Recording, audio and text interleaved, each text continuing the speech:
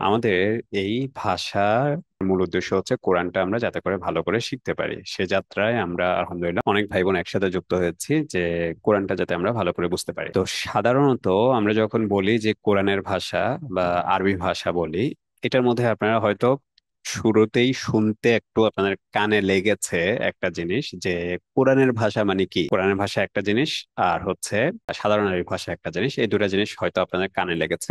আমরা শুরুতে এই জিনিসটা একটু বোঝার চেষ্টা করব যে কোরআনের ভাষা আর আরবি ভাষা এই জিনিসটার মধ্যে পার্থক্যটা কি, আর আমরা আসলে আজকে কি শিখতে যাচ্ছি এই ব্যাপারটা হচ্ছে আমরা শুরুতে একটু ক্লিয়ার করে দেব। আমরা আজকে কোরআনের ভাষা আরবি শেখার যে একটা জার্নি শুরু করেছি, এটা নিয়ে আজকে আমাদের কোর্সের প্রাথমিক যে আলাপগুলো আছে সেগুলো নিয়ে আজকে আমরা বিস্তারিত আলোচনা করব। শুরুতে আমার একটু পরিচয় দিয়ে দেই। আমি জোবায়ের আল মাহমুদ। আমি পড়াশোনা করেছি কয়েকদিন প্রাইমারি স্কুলে, তারপর হচ্ছে নুরানি মাদ্রাসায়, তারপরে সেখান থেকে হচ্ছে একটা আলিয়া মাদ্রাসায়, কিছুদিন কওমি মাদ্রাসায়, তারপরে কুষ্টিয়া ইউনিভার্সিটিতে 1 বছর পড়াশোনা করেছি। এরপরে কুষ্টিয়া ইউনিভার্সিটি থেকে ঢাকা ইউনিভার্সিটিতে ইসলামিক স্টাডিজে অনার্স করেছি। তারপরে মাস্টার্স করেছি তুরস্কে, সরকারি স্কলারশিপ নিয়ে তুরস্কে পড়েছি। ঢাকা ইউনিভার্সিটি থাকাকালীন সময় উর্দু এবং পার্সি ভাষা, এটা ঢাকা ইউনিভার্সিটি ভাষা ইনস্টিটিউট যেটা ছিল সেখানে শিখতে হয়েছে। তার্কিশ ভাষাটা শিখতে হয়েছে তার্কিতে যাওয়ার পর, পুরো 1 বছর ব্যাপী তার্কি ভাষাটা শিখতে হয়েছে। ফলে অনেকগুলো ভাষা শেখার কারণে ভাষা শেখাটা কিভাবে সহজ হয় এবং ভাষা শেখার মূল বিষয়টা কি, অর্থাৎ কেন বা কিভাবে আমরা খুব সহজে ভাষা শিখতে পারি, এই ব্যাপারটা অনেক ক্লিয়ার হয়ে গেছে যখন অনেকগুলো ভাষা শিখতে গেছি। আমরা যখন মাদ্রাসায় ছিলাম তখন একটা ভাষা শেখার জন্য অনেক কষ্ট করেছি। অনেক মনে করেন যে একটা ভাষা শেখার জন্য প্রচুর পরিমাণ সময় আমরা ব্যয় করেছি, কিন্তু তারপরেও দেখেছি যে খুব ভালো পরিমাণ একটা ভাষা শিখতে পারিনি। মানে কোরআনটা পড়তে গেলে আটকে যেতাম অনেক জায়গায় যেখানে অর্থ জানতাম না। পরবর্তীতে তুরস্কে যাওয়ার পর যখন দেখলাম যে সেখানে ভাষা শেখার পদ্ধতিটা টোটালি আমাদের থেকে ভিন্ন, অর্থাৎ আমরা যেভাবে আরবি বা বাংলা শিখেছি সেই পদ্ধতির বাইরে গিয়ে এমন কিছু পদ্ধতিতে আমাদেরকে তার্কিশ ভাষাটা শিখিয়েছে, যার কারণে তার্কিশ ভাষা খুব ভালো পরিমাণে আমরা শিখতে পেরেছি। আমাদের এই উদ্যোগটা গ্রহণ করেছে তুরস্কে থাকাকালীন সময়ে, যে আমাদের ভাই বোন যারা জেনারেল শিক্ষিত তারা চাইলে খুব সহজে আরবি ভাষাটা শিখে ফেলতে পারেন। যে কারণে আমরা শিখতে পারিনি নিজেরা, সেটা হচ্ছে একটা পদ্ধতিগত ভুলের কারণে আমরা শিখতে পারিনি। তো এই পদ্ধতিগত ভুল যদি আমরা না করি তাহলে যেই কোনো জেনারেল শিক্ষিত ভাই বোন খুব সহজে আরবি ভাষাটা শিখে ফেলতে পারেন। এটা অ্যাপ্লাই করার পর প্রথমে আমাদের আত্মীয় স্বজন কাছের কিছু ভাই বোনের কাছে আমরা এই পদ্ধতিটা ব্যবহার করেছি এবং দেখেছি আলহামদুলিল্লাহ খুব ভালো রেজাল্ট। তারপরে আমরা এটাকে কোর্স আকারে নিয়ে এসেছি এবং আজকে আমাদের শুরু হচ্ছে 46তম ব্যাচ, অর্থাৎ এর আগে আমাদের 45তম ব্যাচ এখনো চলছে, আর এর আগে আমাদের 44তম ব্যাচ একেবারে শেষ হয়ে গেছে আলহামদুলিল্লাহ। প্রত্যেক ব্যাচ শেষ হলেই আমাদের ভাই বোনদের কথা শুনে বেশ ভালো লাগে, যে ওনারা বলেন যে আমরা আগে কিছুই বুঝতাম না, এখন আলহামদুলিল্লাহ অনেক কিছু বুঝি। কোরআন পড়লে এখন মনে প্রশান্তি আসে। এই ধরনের কথাগুলো যখন শুনি তখন বেশ ভালো লাগে। তো আমরা ইনশাল্লাহ আশা করছি যে আমাদের এই ব্যাচ থেকেও এরকম ভাই বোন পাবো যারা ভালো পরিমাণ ভাষাটা শিখতে পারেন। তো যেটা বলছিলাম একেবারে শুরুতে ক্লাসে, যে কোরআনের ভাষা আর আরবি ভাষা এটার মধ্যে পার্থক্য কি। আপনারা জানেন যে আরবি যে ভাষাটা আছে এটা অনেক বড় একটা ভাষা এবং প্রত্যেকটা ভাষা চেঞ্জ হয়। অর্থাৎ রাসূল সাল্লাল্লাহু আলাইহি ওয়াসাল্লাম যখন বাংলা ভাষার হিসাবে ধরেন, বাংলা ভাষায় যখন সাধু ভাষা ছিল সে সাধু ভাষা থেকে চলিত ভাষা হয়েছে। তো আমরা 200 বছর আগের বাংলা আর 200 বছর পরের বাংলা কিন্তু এক না, প্রচুর পরিমাণে পার্থক্য। আমরা যদি 200 বছর আগের বাংলা পড়ি তাহলে আমরা কিন্তু বুঝবো না। এইটা পৃথিবীর সকল ভাষার ক্ষেত্রে সত্য। আরবি ভাষা বলেন, ইংরেজি ভাষা বলেন, বাংলা ভাষা বলেন, সব ভাষায় নদীর মতো প্রবাহিত, মানে সে ভাষাটা চেঞ্জ হতে থাকে।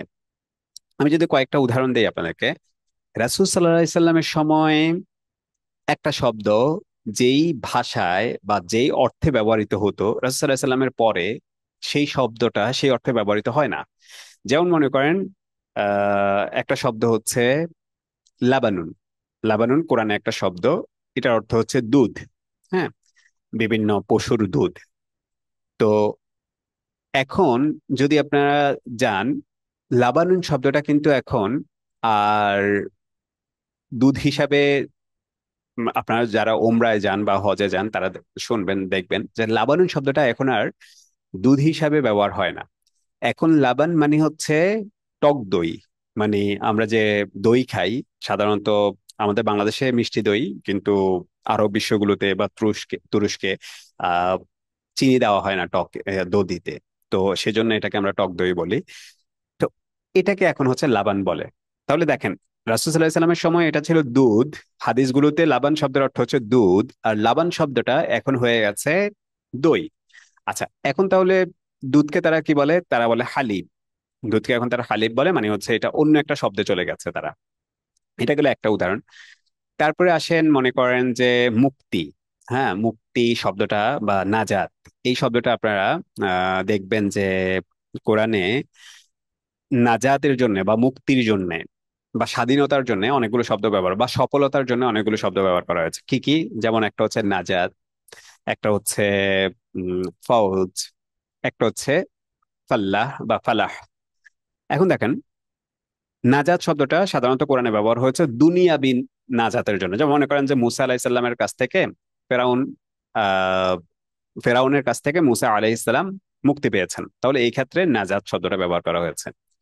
ফাল্লাহ বা ফালাহ এটা হচ্ছে কৃষকদের ক্ষেত্রে ব্যবহার হয়, এটা কিছুটা আপনার ইয়ের ক্ষেত্রে ব্যবহার হয়, অর্থাৎ কিছুটা কৃষকদের জন্য ব্যবহার হয়।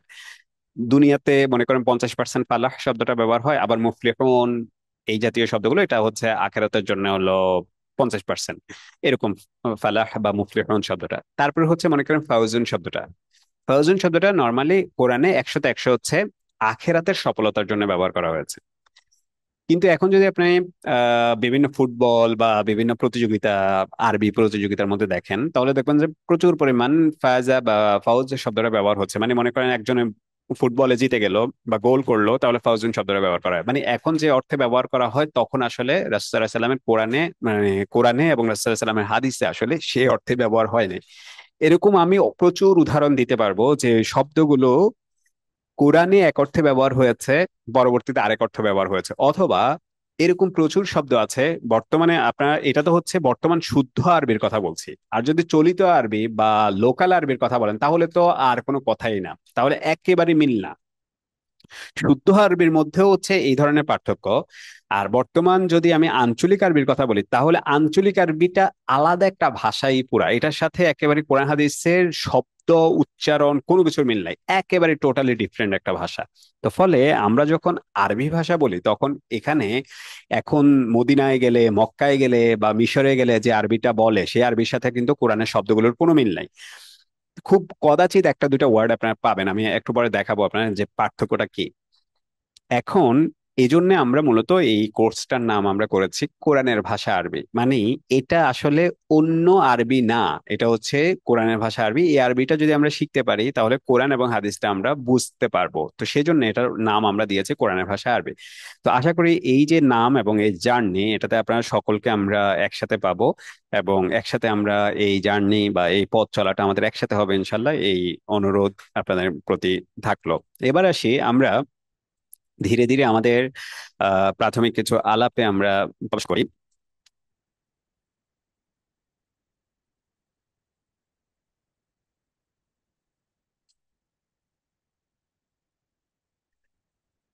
যেটা বলছিলাম, এটা আরেকটু একটু এখন স্লাইড দিয়ে একটু আরেকটু ব্যাখ্যা করি আপনাদেরকে। বিষয়টা, বিষয় হচ্ছে রাসূল সাল্লাল্লাহু আলাইহি সাল্লামের ভাষা আর লোকাল আরবি ভাষার যে পার্থক্যটার কথা বলছিলাম, সেগুলোর কথা বলছে যে এখানে দেখুন।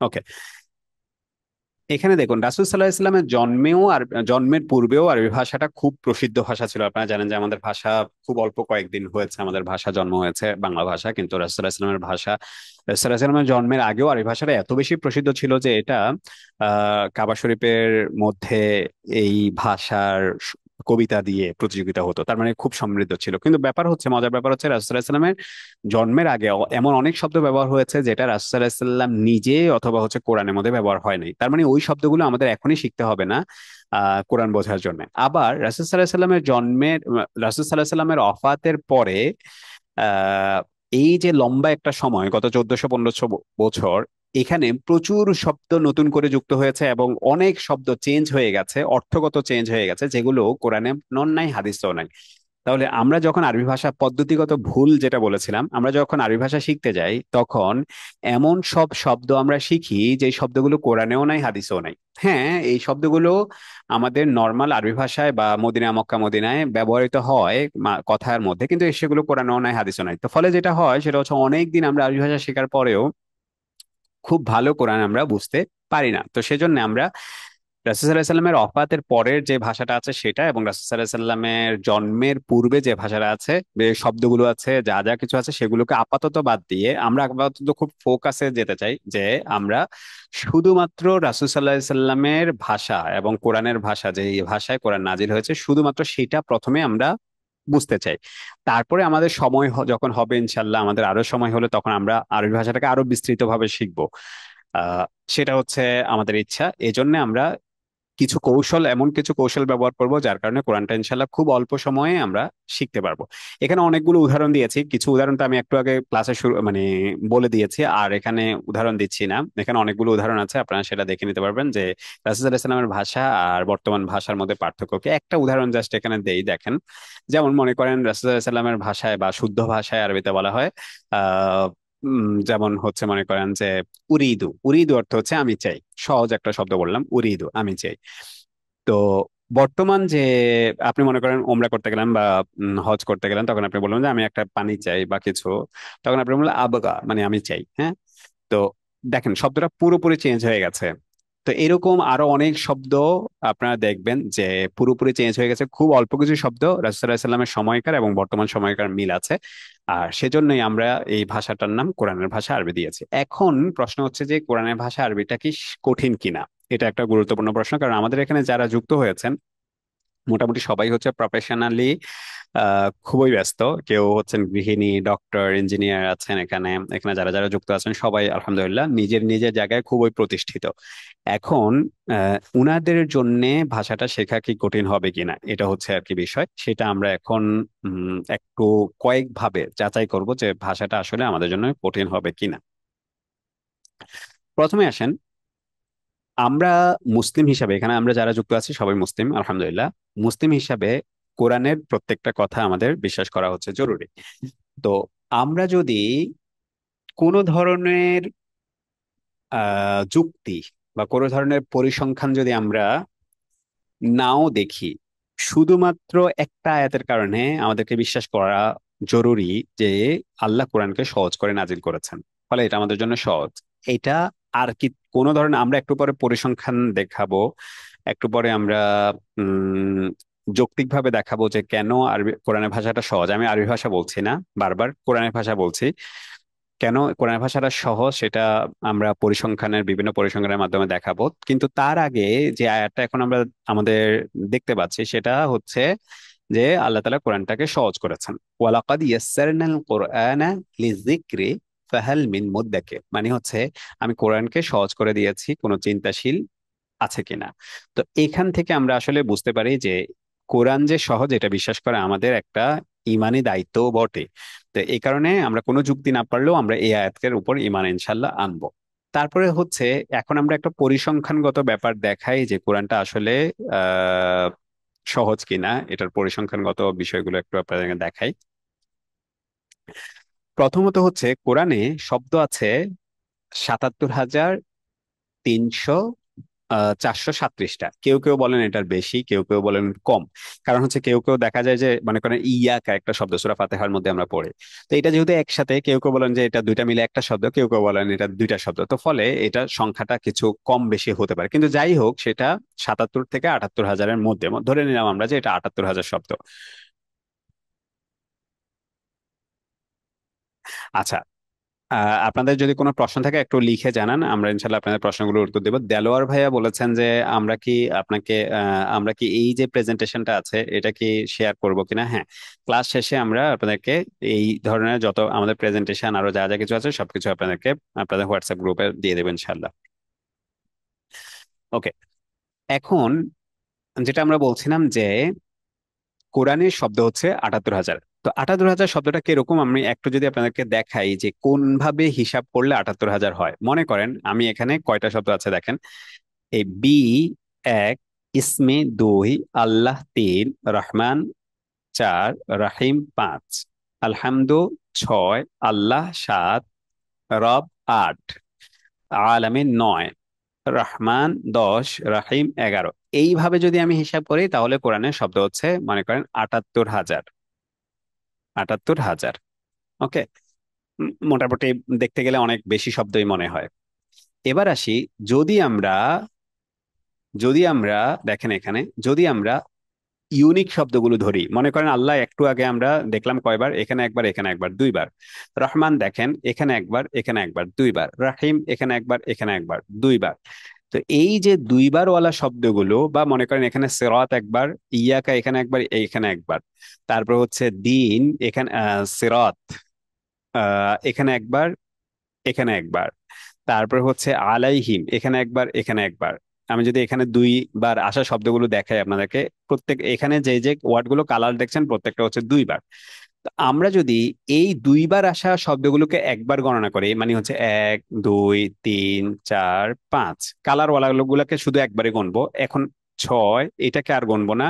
সাত, আট, এই দুটাকে আর গুনবো না।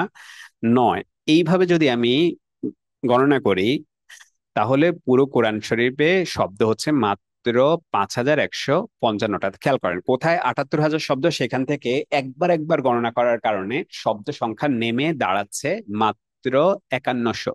মানে হচ্ছে মাত্র 5155টা, এটা কাছাকাছি হবে, মানে 5000টা। এই 5000টা শব্দের মধ্যে দেখেন আরো অনেকগুলো কাহিনী আছে। যেমন হলো মনে করেন এই যে হামদু, এই শব্দটা, এই শব্দটা আহ আবার অনেক স্টাইল আছে। হা মিম দাল দিয়েই শব্দগুলো, প্রত্যেকটা শব্দ হা মিম দাল দিয়েই তো ইয়ে করা, গঠন করা। কিন্তু দেখেন হামদুর এখানে, এই হামদু আর এই হামিদের মধ্যে দুইটার অর্থই প্রশংসা বা প্রশংসা সম্পর্কিত, কিন্তু একটু পার্থক্য আছে। কি পার্থক্য আছে বলেন তো, কেউ আপনারা একটু লিখে জানান তো, কি পার্থক্য আছে?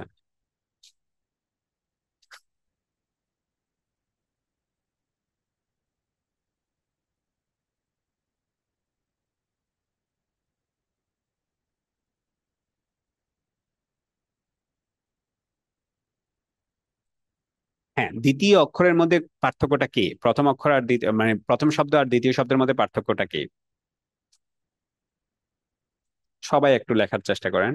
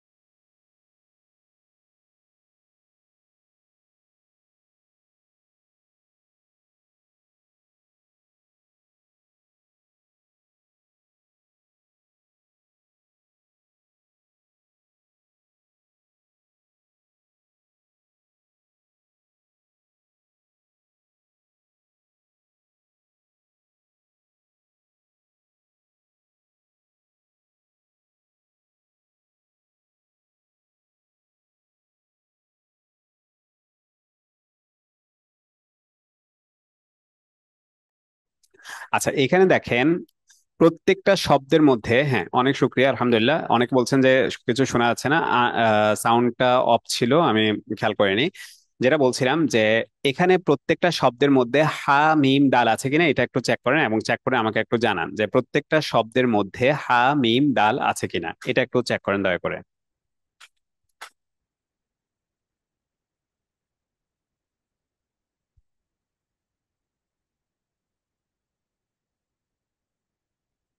প্রত্যেকটা শব্দের মধ্যে হা মিম দাল আছে কিনা।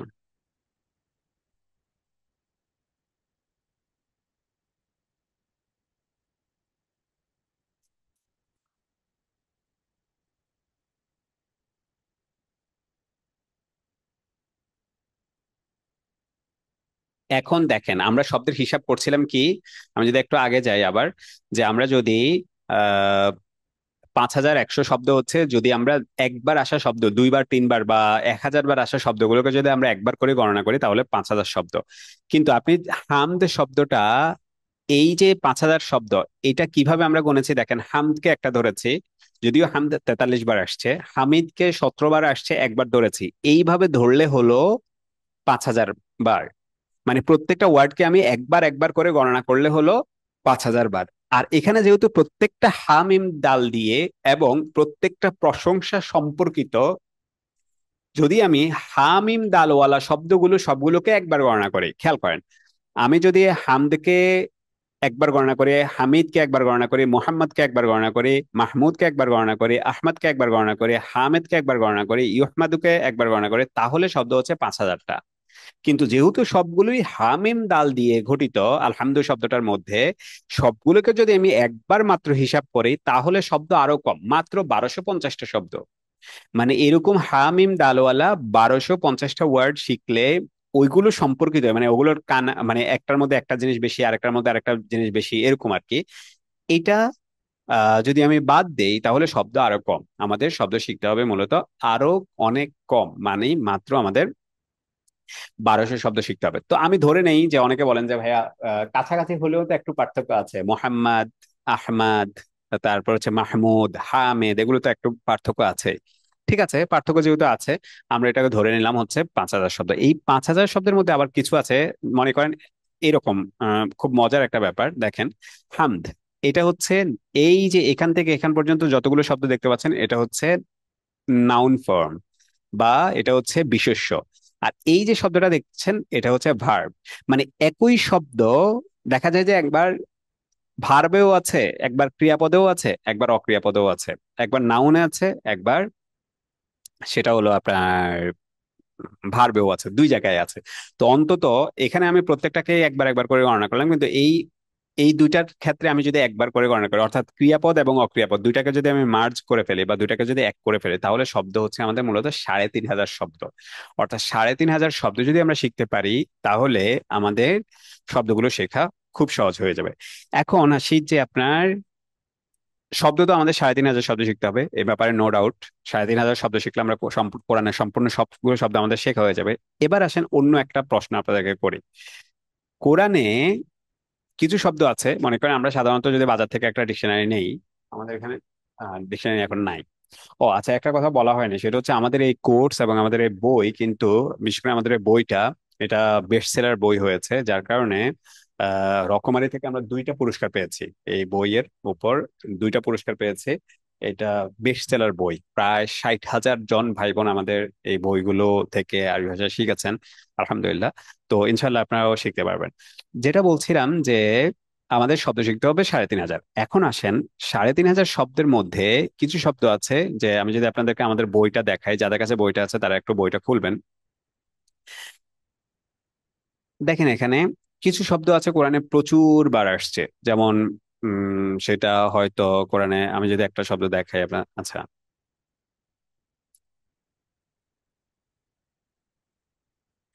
ধরেন এই শব্দটা, এটা কোরআনে আছে মিন, মিম দিয়ে শুরু হয়েছে। আপনারা জানেন যে মিমটা হচ্ছে আলিফ বা তা সা জিম হা খ দাল জাল র জা সিন শিন সাদ, এই মিমটা হচ্ছে অনেক পরে, কেমন। আর আলিফ হচ্ছে সবার আগে। এখন আমি আলিফের একটা শব্দ বলছি আর মিমের একটা শব্দ বলছি, কেমন।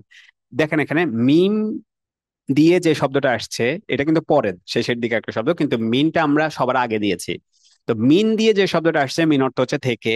এটা আসছে কোরআনে 2000, এটা আসছে কোরআনে 3226 বার। মানে আপনি কোরআনের প্রত্যেকটা পৃষ্ঠায় পৃষ্ঠায় এই শব্দটা, এমন কোনো পৃষ্ঠা নাই যে পৃষ্ঠায় এই শব্দটা পাবেন না। আর আরেকটা শব্দ বলি, আপনারা সবাই সেই শব্দটা জানেন, সেটা হচ্ছে আবাবিল। সূরা ফিলে, আবাবিল, আমরা আবাবিল পাখি বলি, মানে ক্ষুদ্র অর্থে আবাবিল। এখন এটা আসছে কোরআনে একবার, তো এটা তো আমরা সবাই জানি। এরকম আরো কিছু শব্দ আছে যেগুলো কোরআনে আসছে একবার। এখন আমরা তো 3500 শব্দ আমাদের শিখতে হবে, এ ব্যাপারে নিশ্চিত। এখন আমাকে একটু বলেন তো যে কোনটা বুদ্ধিমানের কাজ হবে। আমি যে 3500 শব্দ শেখা শুরু করব, এখন আগে একবার আলিফ দিয়ে আসা, একবার দুইবার ওয়ালা শব্দগুলো আগে শিখবো, নাকি আগে কোরআনে অনেকবার আসছে, হাদিসে অনেকবার আসছে, সেই শব্দগুলো আগে শিখবো? কোনটা আগে শিখবো বলে আপনাদের মনে হয়? একটু আমাকে লিখে জানান তো। মানে আপনাদের যুক্তিতে কোনটা আগে শেখাটা উচিত?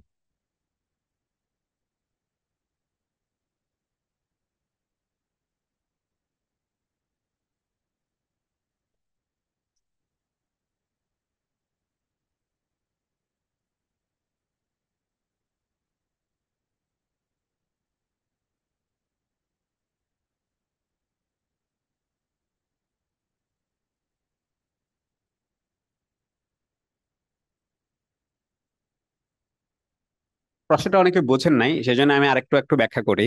মনে করেন আপনি একটা শব্দ শিখলেন, যে শব্দটা কোরআনে মাত্র একবার আসছে। পুরা কোরআন পড়লে আপনি ওই শব্দ একবার পাবেন চোখে, এবং একবারই এটার অর্থ করতে পারবেন। এটা হলো একটা হিসাব। আরেকটা হিসাব হচ্ছে, এমন শব্দ, এমন একটা শব্দ শিখেন যেটা প্রতিটা লাইনে লাইনে আছে, প্রতি 2 লাইন পর পর ওই শব্দটা পাবেন। এখন প্রশ্নটা হচ্ছে যে কোন শব্দটা আমরা, আমরা তো 3,500 শব্দ শিখবো, কিন্তু কোন শব্দটা আমাদের আগে শেখাটা বুদ্ধিমানের কাজ হবে? যেটা প্রতি লাইনে লাইনে পাবো সেটা, নাকি যেটা পুরো কোরআনে একবার পাবো সেটা? কোনটা আমাদের শেখাটা বুদ্ধিমানের কাজ হবে বলেন? একটু লিখে জানান যে কোনটা আমাদের শেখা বুদ্ধিমানের কাজ হবে।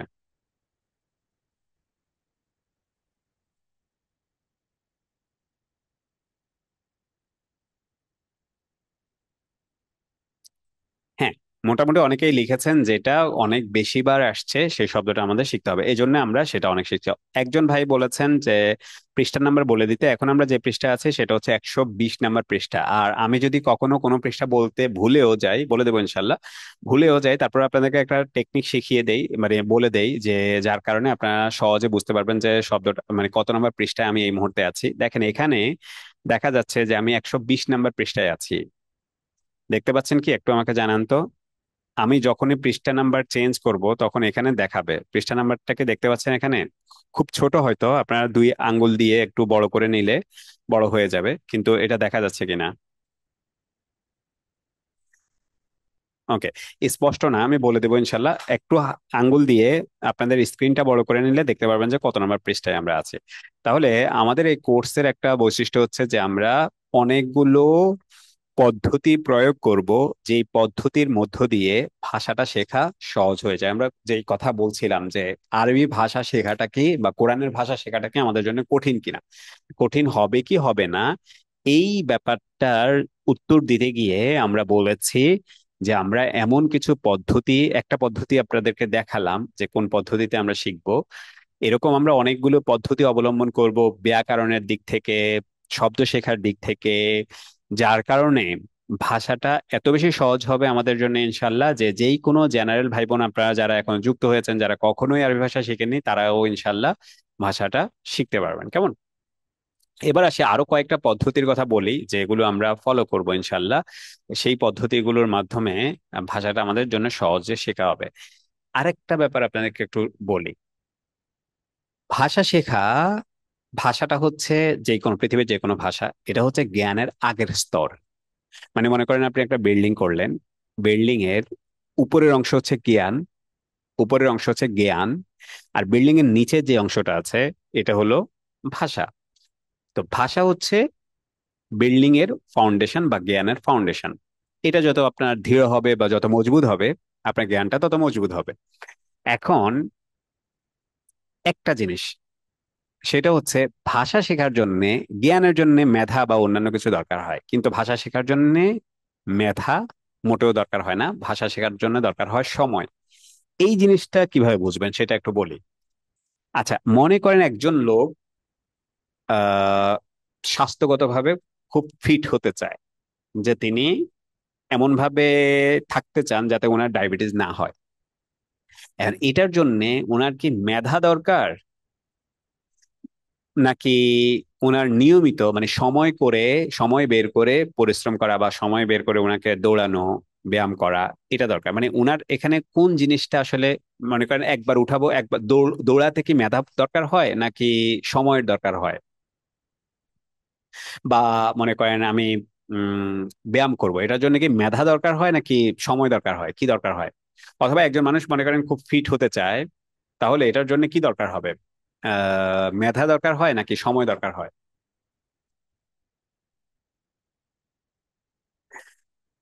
ভাষাটা হচ্ছে একেবারেই ব্যায়ামের মতো। আপনি যখনই একটা ভাষা শেখার জন্য মানসিকভাবে প্রস্তুতি নিয়েছেন, তখন মনে রাখবেন যে ভাষাটা হচ্ছে একেবারে ব্যায়ামের মতো একটা জিনিস। এটার জন্য মেধা দরকার হয় না, এটার জন্য হচ্ছে সময় দরকার হয়। যেমন আরেকটা উদাহরণ দেই, পৃথিবীতে এমন কোনো বোকা মানুষ কি আছে যে একটা ভাষা জানে না? আমাকে একটু জানান তো লিখে। পৃথিবীতে এমন কোনো বোকা মানুষ আছে যে খুব বোকা, দেখলেই আপনি বলবেন যে লোকটা খুব বোকা, কিন্তু তিনি বোকা বলে ভাষা জানেন না? এরকম কোনো বোকা মানুষকে বোবা বলে নেই, বোকা বলছি। পৃথিবীতে এমন কোনো বোকা মানুষ কি আছে যিনি ভাষা জানেন না?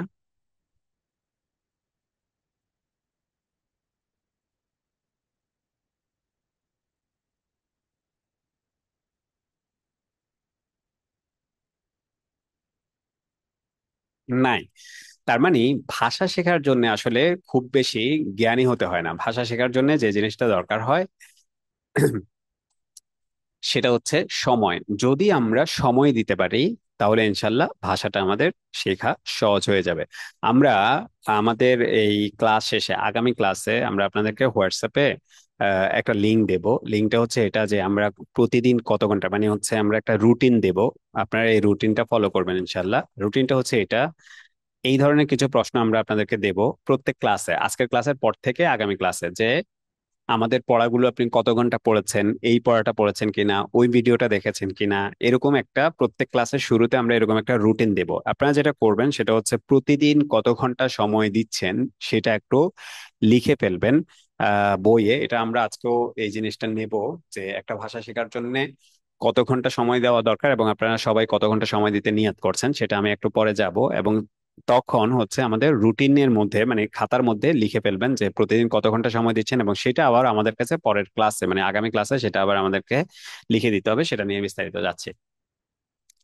যা বলছিলাম সেটা হচ্ছে যে ভাষাটা হচ্ছে একেবারেই পরিশ্রমের, মানে ভাষাটা হচ্ছে সময়ের ব্যাপার না, সময়ের ব্যাপার, মেধার ব্যাপার না। এখন আসি যে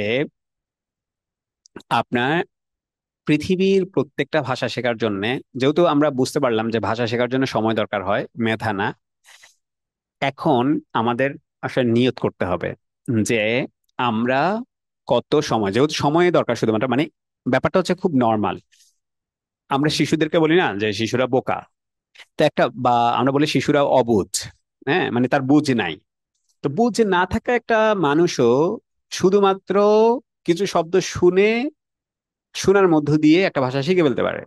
তার মানে ভাষা শেখার জন্য আসলে মেধাবী হওয়ার দরকার নাই। ভাষা শেখার জন্য হচ্ছে শুধু সময়। শিশুরা সময় দেয় সেজন্য সে একটা ভাষা শিখে ফেলতে পারে, আমরা সময় দেই না সেজন্য ভাষা শিখতে পারি না, আর কিচ্ছু না। এখন সময় দিতে পারলে আপনার ভাষাটা শেখা হবে। এখন কত সময় দিতে হবে এটা হলো ব্যাপার। সাধারণত গবেষণায় বলে, যেমন একটা গবেষণার রেজাল্ট এখানে আমি দেখাই, দেখেন। আমেরিকান একটা গবেষণায় তারা দেখাচ্ছে যে আরবি ভাষা, যেহেতু তাদের জন্য আরবি ভাষাটা অনেক বেশি, মানে অন্যরকম ভাষা। আমাদের জন্য অনেক শব্দ আরবি আছে, তো আমাদের জন্য ব্যাপারটা অত কঠিন না যতটা আমেরিকার জন্য কঠিন। তাদের আবার কাছাকাছি ভাষা হচ্ছে স্প্যানিশ, তারপর হচ্ছে ইটালিয়ান ভাষা। এগুলো তাদের জন্য একটু কাছাকাছি, সেজন্য এগুলো তাদের জন্য সময় কম লাগে। অ্যারাবিকটা যেহেতু খুবই, মানে একেবারেই তাদের উল্টো, তো ফলে এটা তাদের জন্য সবচেয়ে বেশি, তারা এটাকে খুব কঠিন শব্দ মনে করে। তারা মনে করে যে অ্যারাবিক, চাইনিজ, জাপানিজ, কোরিয়ান, এই শব্দ, এই ভাষা, এই চারটা ভাষা হচ্ছে খুব কঠিন, এবং এটা শেখার জন্য তারা বলেন যে 2200 ঘন্টা সময় দিলে এই ভাষাটা শেখা হবে। আমাদের যেহেতু বাংলা শব্দ, আমরা আরবি ভাষার সাথে পরিচিত, আমাদের দোয়া, নামাজ সবকিছু আরবি, তো ফলে আমাদের এত সময় লাগে না। সাধারণত আমাদের যে হিসাব, সেই হিসাবে হচ্ছে যদি কেউ 1000 ঘন্টা আরবি ভাষার জন্য দেয়, তাহলে তিনি মাস্ট আরবি ভাষা শিখবেন। 1000 ঘন্টা সময় দিলে অবশ্যই অবশ্যই তিনি আরবি ভাষাটা শিখে ফেলতে পারবেন। এটা হচ্ছে সহজ হিসাব। এখন 1000 ঘন্টা জিনিসটা অনেক সময় আমাদের বুঝতে একটু অসুবিধা হয়, যে 1000 ঘন্টা জিনিসটা কি। 1000 ঘন্টা বললে এমনিতে মাথায় বোঝা যায় না যে 1000 ঘন্টাটা কি। 1000 ঘন্টা হচ্ছে, আপনি যদি প্রতিদিন 30 মিনিট করে সময় দেন, আবারও বলছি, প্রতিদিন যদি 30 মিনিট করে সময় দেন, তাহলে আপনার সময় লাগবে 6 বছর। তানভীর ভাই একটু পানি দিন। আপনার সময় লাগবে হচ্ছে 6 বছর।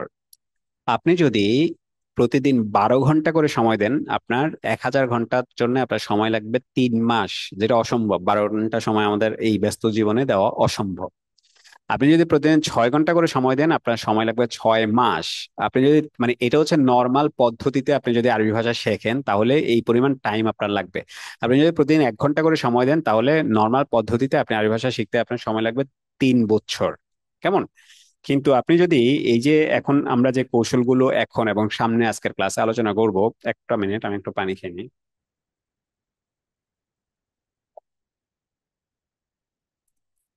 আমরা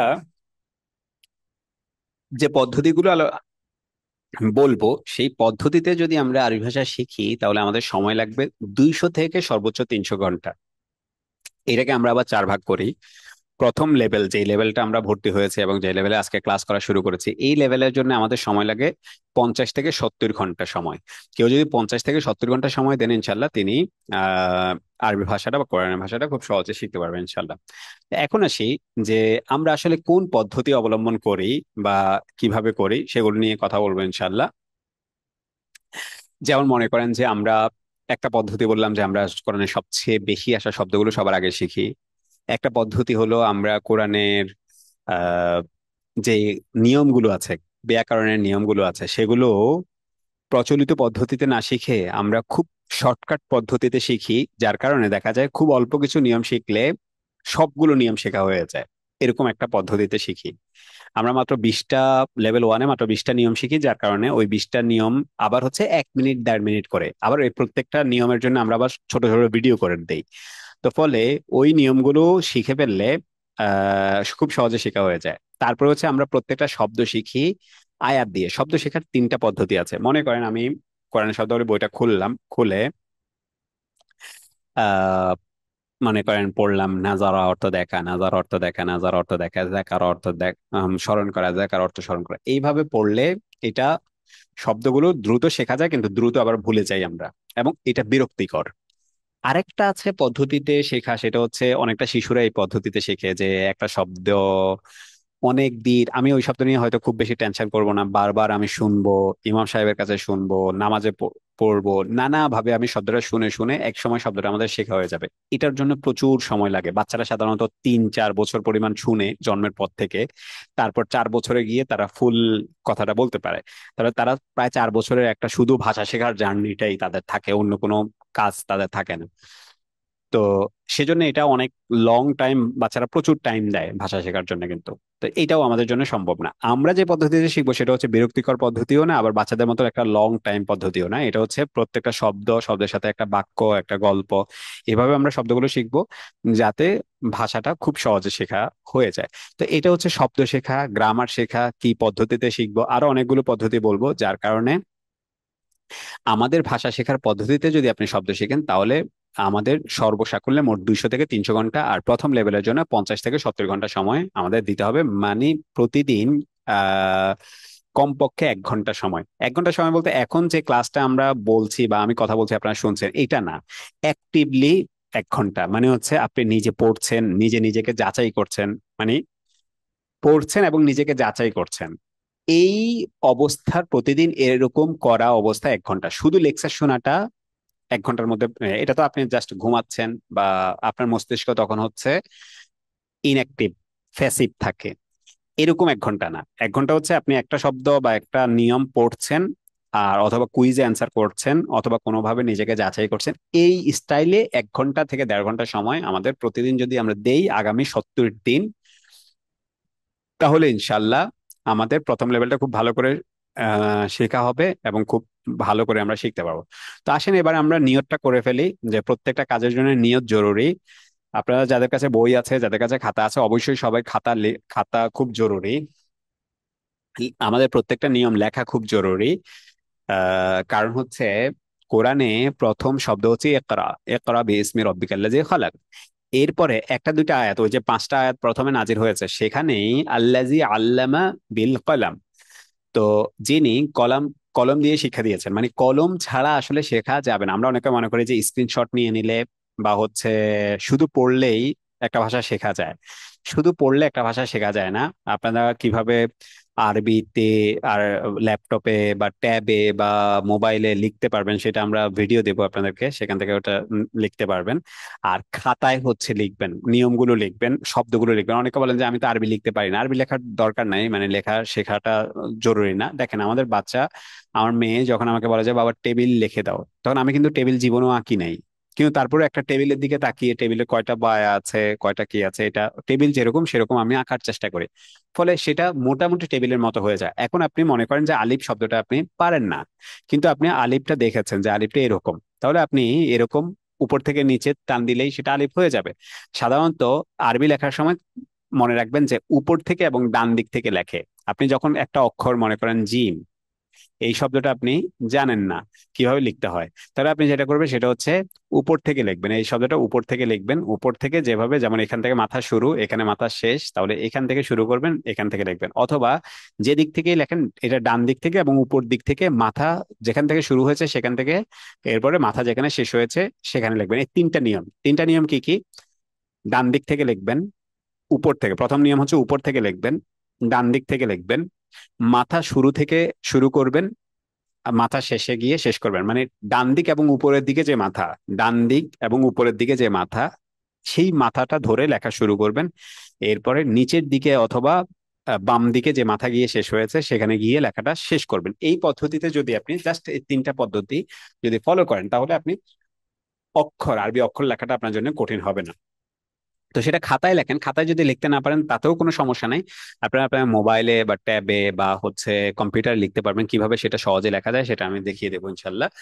হুম। তো যেটা বলছিলাম সেটা হলো যে আমাদের খাতায় নিয়ত করে ফেলাটা, নিয়তটা একেবারে মৌখিক ভাবে না, শুধু লিখিত আকারে দলিল করে ফেলাটা খুব জরুরি। আমরা ক্লাস শেষে জিজ্ঞাসা করি যে আপনি কত ঘন্টা প্রতিদিন সময় দিয়েছেন। এমনিতেই তো আমরা একটা রুল খাতা আপনারা নেবেন, রোল খাতা নিয়ে বা রোল খাতা যদি না হয় স্কেল দিয়ে রোল করবেন প্রতিদিন। আজকে হচ্ছে আমাদের 4 তারিখ, তাহলে 4 থেকে 5, 6, 7, 8 প্রত্যেকটা দিন অক্টোবর নভেম্বরের, এখন নভেম্বর চলছে, তাহলে নভেম্বরের 4, 5, 6, 7 এভাবে দেবেন। আমরা 5-6টা জিনিস দেবো যে এটা প্রতিদিন আপনি করছেন কিনা। যেমন প্রতিদিন আপনি শব্দগুলো পড়ছেন কিনা, প্রতিদিন আপনি যে ব্যাকরণের নিয়মটা দিচ্ছি সেটা অনুযায়ী প্র্যাকটিস করছেন কিনা, একটা শব্দ দিলে সেই শব্দের সাথে যে আয়াতগুলো দিচ্ছি সেই আয়াতগুলো পড়ছেন কিনা। যদি আজকে আমাদের পড়া শুরু হবে না, আজকে আমরা খুব অল্প কিছু পড়াশোনা করব, কিন্তু যা যা কিছু আমরা দেব তা প্রতিদিন আপনার পড়া হচ্ছে কিনা। সর্বশেষ যে প্রশ্নটা থাকবে সেটা হচ্ছে আজকের ক্লাস থেকে, মানে মনে করেন আগামী ক্লাসে আমাদের যে ক্লাসটা আর আজকের ক্লাস, এই 3 দিনে বা 4 দিনের মাঝামাঝি সময়ে আপনি কত ঘন্টা, আনুমানিক কত ঘন্টা পড়েছেন সেটা লিখতে হবে। তাহলে এই আহ এভাবে আমি যদি আপনাদেরকে একটু দেখাই, মনে করেন এইভাবে আপনারা ঘর করে ফেলবেন। এইভাবে অনেকগুলা ঘর করে ফেলবেন। ঘর করে ফেলার পরে এখানে হচ্ছে আজকে 4, তারপরে 5, তারপরে 6, তারপরে 7, এভাবে তারিখ দিয়ে দিবেন। আর এখানে হচ্ছে আমাদের কাজগুলো লিখবেন, যে কি কি কাজ। আমি কাজগুলো ইয়ে দিয়ে দেবো আপনাদেরকে, কাজগুলো লিখবেন। লেখার পরে 5 তারিখে এটা হলে ওকে, এটা হলে ওকে, এটা কত মিনিট, মনে করেন এটা হচ্ছে 4 ঘন্টা, তাহলে 4 লিখবেন। এইভাবে লিখে ফেলবেন। এরপরে আবার এই জিনিসটা প্রতি ক্লাসে একবার আমরা আপনাদেরকে একটা ফর্ম দেবো, সেই ফর্মের মধ্যে আবার পূরণ করে দিতে হবে। তো এটা খুব জরুরি। যারা এই কাজটা করবেন তাদের জন্য ভাষা শেখা, ওই যে বললাম, আপনি যদি কিছু কৌশল অবলম্বন করেন তাহলে আপনার জন্য ভাষা শেখাটা 1000 ঘন্টার কাজটা আপনার 200 ঘন্টায় হয়ে যাবে। কিন্তু আপনি যদি এই যে আমরা যে কৌশলগুলো বলছি বা যে পদ্ধতিগুলো আমরা বলছি, এই পদ্ধতিগুলো যদি আপনি ফলো না করেন, তাহলে আপনার 1000, আপনিও ভাষা শিখতে পারবেন, এতে কোনো সমস্যা নাই, কিন্তু সেটা আপনার টাইমটা একটু বেশি লাগবে। অর্থাৎ যেটা 200 ঘন্টায় হয়ে যাওয়ার কথা সেটা আপনার 1000 ঘন্টা লাগবে। কিন্তু ভাষা শিখতে পারবেন যে, সে ব্যাপারে নিশ্চিত। মানে পৃথিবীর কোনো মানুষ সময় দিলে ভাষা শিখতে পারবেন না এরকম কোনো কথা না। কথা হচ্ছে আপনার একটু টাইম বেশি লাগবে যদি আমাদের পদ্ধতি অবলম্বন না করেন। তাহলে পদ্ধতিটা হচ্ছে যে আমরা ফোকাস থাকতে হবে। এখনকার পৃথিবীর সবচেয়ে বড় সমস্যা হচ্ছে ফোকাস না থাকা। তো ফোকাস থাকার জন্য আমাদেরকে এই রুটিনটা মেনটেন করতে হবে। তো চলুন এখন যেটা বলছিলাম যে একটু আমাদের খাতায় সবাই লিখে ফেলতে হবে, বা আমাদের বইয়ের উপরে একটু সবাই লিখে ফেলতে পারেন যে, এবং এখানেও লিখবেন, বইও লিখবেন, খাতায়ও লিখবেন, বই অথবা খাতায় যে কোনো এক জায়গায় লিখবেন এবং এখানেও লেখেন। আল্লাহকে সাক্ষী করে নিজেকে নিজে, অথবা যারা লিখতে চান না তারা নিজেকে নিজে নিজের কাছে নিজে কমিটেড হন, নিজের কাছে নিজে প্রতিজ্ঞা করেন যে আপনি যত ব্যস্ততাই আপনার থাকুক, প্রতিদিন আপনি কত ঘন্টা সময় দিতে চান।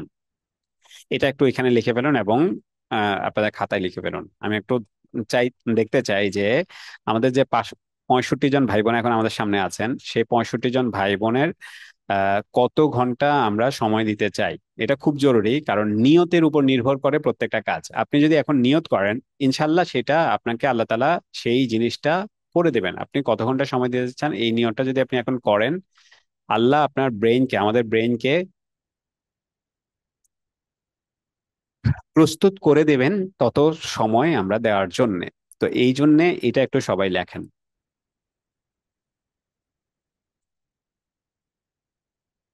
যত বেশি সময় দেবেন তত আপনাদের দ্রুত শিখতে পারবেন ইনশাল্লাহ।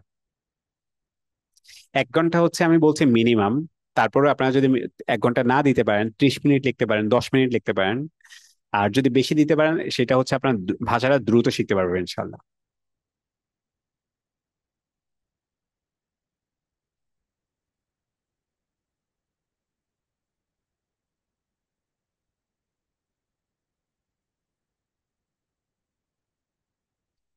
লেখাটা জরুরি।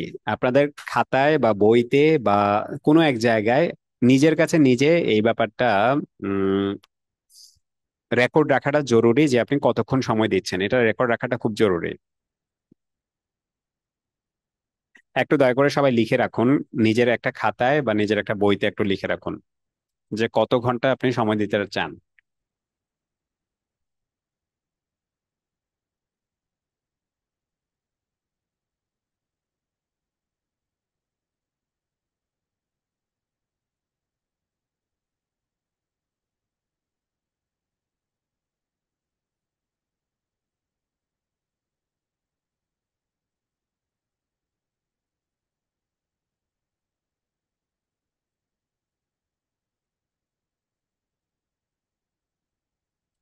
কত ঘন্টা বা কত মিনিট আপনি সময় দিতে চান এটা একটু লিখে ফেলুন দয়া করে।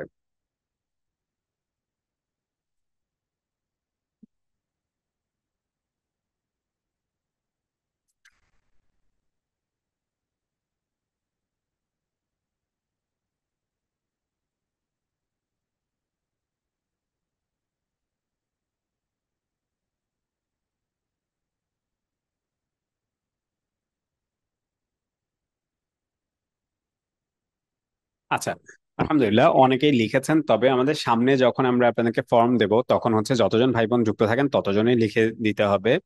আর আমাদের লাইভ ক্লাসগুলোতে অনেক বেশি পরিমাণ শেখা যায় রেকর্ড ক্লাস শোনার থেকে।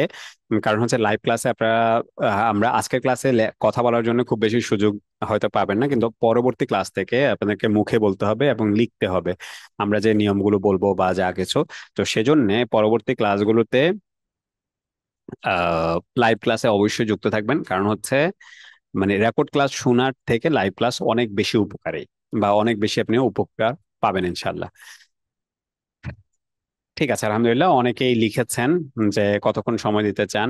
এবার আমরা আসি যে আরেকটা কৌশলের কথা বলি আমরা, যে ভাষা শেখাটা আপনাদের জন্য অনেক কম সময় হবে আপনারা যদি এই কৌশলগুলো অবলম্বন করেন, যেগুলোর কথা বললাম।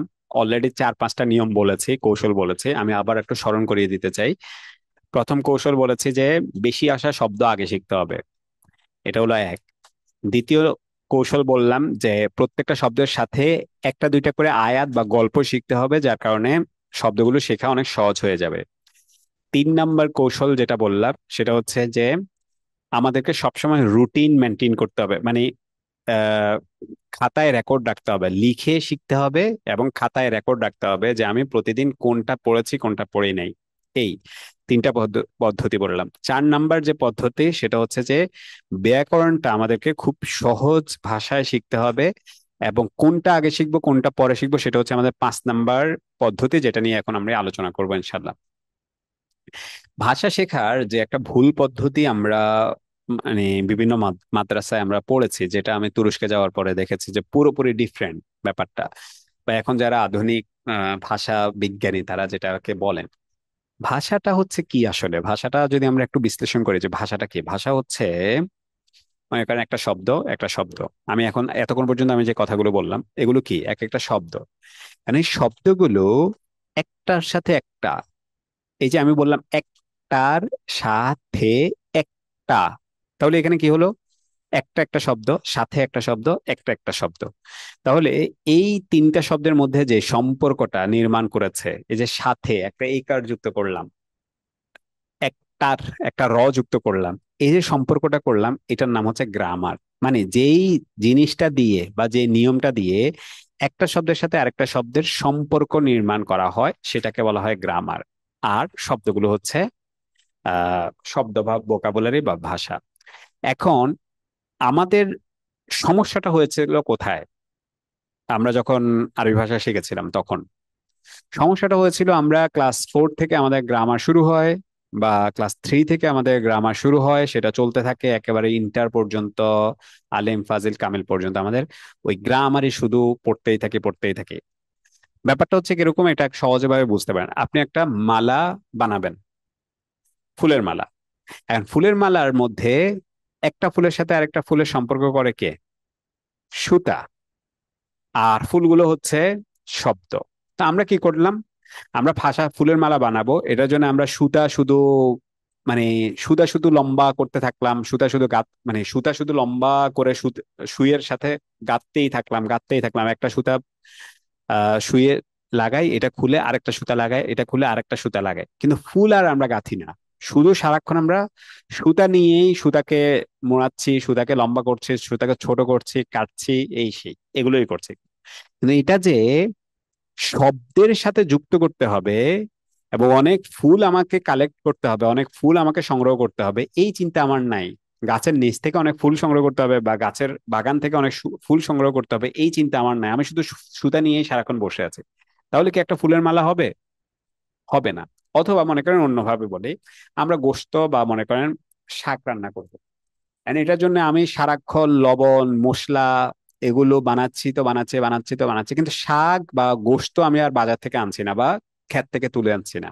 তাহলে কি আমার তরকারিটা রান্না হবে? হবে না। একটা ফুলের মালায় সুতার চেয়ে বেশি লাগে ফুল। তাহলে আমাকে তো আগে করতে হবে যেটা, সেটা হচ্ছে আগে ফুলটা আমাকে আগে সংগ্রহ করতে হবে, ফুলটা হচ্ছে বেশি সময় দিতে হবে। বা গোশত বা আমি যদি শাক রান্না করি তাহলে সেগুলো হচ্ছে আমাকে আগে সংগ্রহ করতে হবে, তারপর হচ্ছে আমি মশলাপাতি রেডি করে রান্না করব। মশলা যদি একেবারে একান্ত কম হয় তারপরেও কোনো সমস্যা না, কিন্তু যদি আমি একেবারে গোশত বা সবজিটা একান্ত আমি একেবারেই না আনি তাহলে তো সমস্যা। এটা হলো গুরুত্বপূর্ণ দিক, যে আমরা কি আহ কোনটার প্রতি সময় দেব। তো সাধারণ পদ্ধতিতে আমরা যেটা করি সেটা হচ্ছে অনেক বেশি সুতা, অনেক বেশি বেশি মশলা, বা মনে করেন বিল্ডিং করবে সেখানে অনেক বেশি উম সিমেন্ট, ইট ইট নাই, এরকম শুধু সিমেন্ট গুলছি আর গুলছি এরকম করছে। তাহলে এইভাবে হলে ভাষাটা শেখা হয় না। ভাষা শেখার জন্য যেটা সবচেয়ে বেশি প্রয়োজন সেটা হচ্ছে শব্দ। কেউ যদি ভাষা শেখার জন্য বেশি পরিমাণ শব্দে সময় দেয় আর খুব অল্প কিছু যদি তিনি উম আপনার সুতায় বা অল্প কিছু সময় যদি গ্রামারে সময় দেয়, তাহলে হচ্ছে তিনি ভাষা শেখাটা খুব দ্রুত হবে। আর উল্টাটা করলে, অর্থাৎ গ্রামারের জন্য প্রচুর সময় দিলে আর শব্দ শেখার জন্য যদি কম সময় দেয়, তাহলে শব্দটা শেখা হবে না বা ফুলের মালাটা গাঁথা হবে না বা তরকারিটা রান্না হবে না। তো আমাদের একটা পদ্ধতি হচ্ছে যে আমরা শব্দের প্রতি বেশি গুরুত্ব দেই, গ্রামারটাও আমরা শিখি, তবে সেটা খুব কম সময় দিয়ে শিখি যাতে ভাষাটা আমাদের সবচেয়ে ভালো পরিমাণ শেখা হয়। তো এই কয়টা পদ্ধতি মূলত আমরা বললাম, যে এই পদ্ধতিগুলোর মধ্যে দিয়ে আরো বেশ কিছু পদ্ধতি আমরা সামনের ক্লাসগুলোতে বলবো, যে পদ্ধতিগুলোর মধ্য দিয়ে ভাষা শেখাটা আমাদের জন্য অনেক বেশি সহজ হয়ে যাবে ইনশাল্লাহ। এবং প্রত্যেকটা ক্লাসে আমরা কিছু বিষয়ে বলবো যে কি পদ্ধতিতে বা কোন স্টাইলে পড়লে আপনাদের ভাষাটা সহজ হবে, সেগুলো নিয়ে আমরা ধারাবাহিকভাবে বলবো ইনশাল্লাহ। তো আজকে আমাদের এই আলোচনা শেষ, প্রাথমিক আলোচনা শেষ। এবার আমরা আগামী ক্লাসের পড়া কি আমাদের সেগুলো নিয়ে একটু কথা বলবো, এবং সেগুলো হচ্ছে পড়বো ইনশাল্লাহ। আমাদের বইয়ের একেবারে প্রথম পৃষ্ঠা, যাদের কাছে বইটা আছে বা পিডিএফ আছে, আপনারা একেবারে শুরুতে যান। বইয়ের একেবারে শুরুতে গেলে, মানে 7 নম্বর পৃষ্ঠায় গেলে আপনার কিছু শব্দ পাবেন, সেটা হচ্ছে এক অক্ষর বিশিষ্ট 10টা শব্দ। কেমন? এই শব্দগুলো কিভাবে সহজে মনে রাখা যায় আমি দেখি আমার হোয়াটসঅ্যাপটা আসছে কিনা। ওটা একটু সমস্যা, টেকনিক্যাল প্রবলেম ছিল। তো যদি না আসে আমি আপনাদেরকে দিচ্ছি, ক্লাস শেষে হোয়াটসঅ্যাপে দিয়ে দিচ্ছি এই পুরো ব্যাপারটা বিস্তারিত ভাবে। উম, একটা মিনিট, একটা মিনিট আমাকে একটু অফিসের ফোনটা দেন তো, অফিসের ফোন। হ্যাঁ হ্যাঁ। হুম, কেন? আচ্ছা তাহলে ইয়েটা দেন। আচ্ছা, আমি একটু দেখি।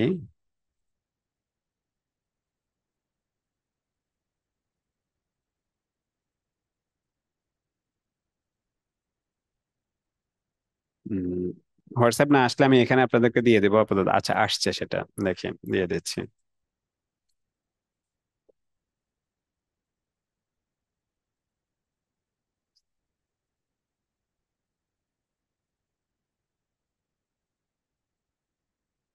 ওকে, এখন আমি কিছু ভিডিও আপনাদেরকে দিচ্ছি। ভিডিওগুলো আপনারা দেখতে পাচ্ছেন কিনা একটু আমাকে জানাবেন।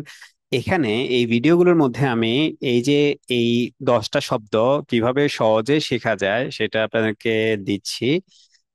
মানে এবং এখানেও আমি এখন বলবো আবার, আপনারা শুধুমাত্র এই ভিডিওটা দেখতে পাচ্ছেন কিনা দেখেন।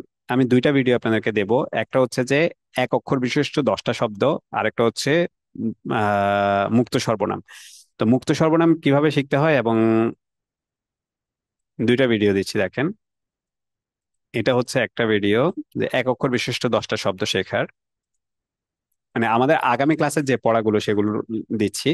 এগুলো কেন ভিডিও করে দিচ্ছি, মানে আলাদা করে এখন কেন দিচ্ছি সেটার একটু বলি। আমি যদি এখন, এখন তো ক্লাসে আমরা এগুলো নিয়ে কথা বলবোই, আগে ভিডিওটা দিয়ে দেই। মনে করেন এই ক্লাসটা হচ্ছে আমাদের কত ঘন্টার, 90 মিনিটের। এখন 90 মিনিটের ক্লাসে আপনি পড়াটা কোনটা এটা বের করতে হলে আপনার দেখা যাবে যে 90 মিনিট পুরা খুঁজতে হবে, আপনাদের সময় নষ্ট হবে। আমি আমি চাই না যে আপনাদের এখানে যারা যারা যুক্ত আছেন সবাই খুব বড় জায়গায় আছেন, ভালো ভালো জায়গায় আছেন। আমি চাই না যে আপনাদের একটা মিনিট নষ্ট হোক। আমাদের 70 ঘন্টার মধ্যে 70 ঘন্টা খুব ভালো করে আমরা যাতে কাজে লাগাতে পারি, সেজন্য আমি যেটা করলাম সেটা হচ্ছে যে প্রত্যেকটা পড়ার জন্য একটা করে ভিডিও করে দিয়েছি। আপনি যদি 90 মিনিটের ক্লাস নাও শুনতে পারেন, ওই ভিডিওটা দেখেন। মানে এখানে আজকে আগামী ক্লাসের পড়ার জন্য আমি আপনাদেরকে দুইটা ভিডিও দেবো, ওই দুইটা ভিডিও যদি বারবার দেখেন তাহলে আপনার পড়াটা হয়ে যাবে। তো ওই জিনিসটা হচ্ছে আমি করছি, প্রত্যেকটা ক্লাসের পড়াগুলোর জন্য ভিডিও করছি, আর ক্লাসে আবার আপনাদের কাছ থেকে শুনবো ভিডিও, মানে বিস্তারিত ইয়ে করবো, সেটাও করবো, আমি নিজেও বলে দেবো আপনাদেরকে। তো একটা হচ্ছে আমাদের এক অক্ষর বিশিষ্ট 10টা শব্দ। আহ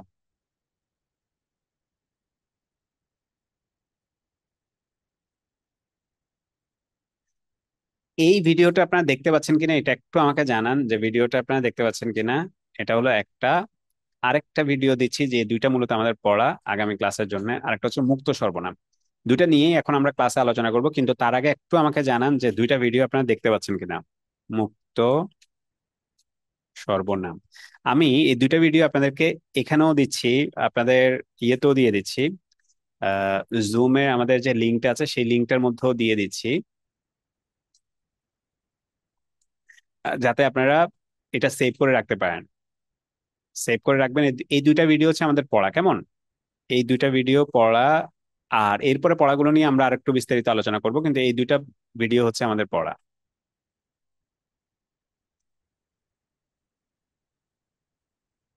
ওকে।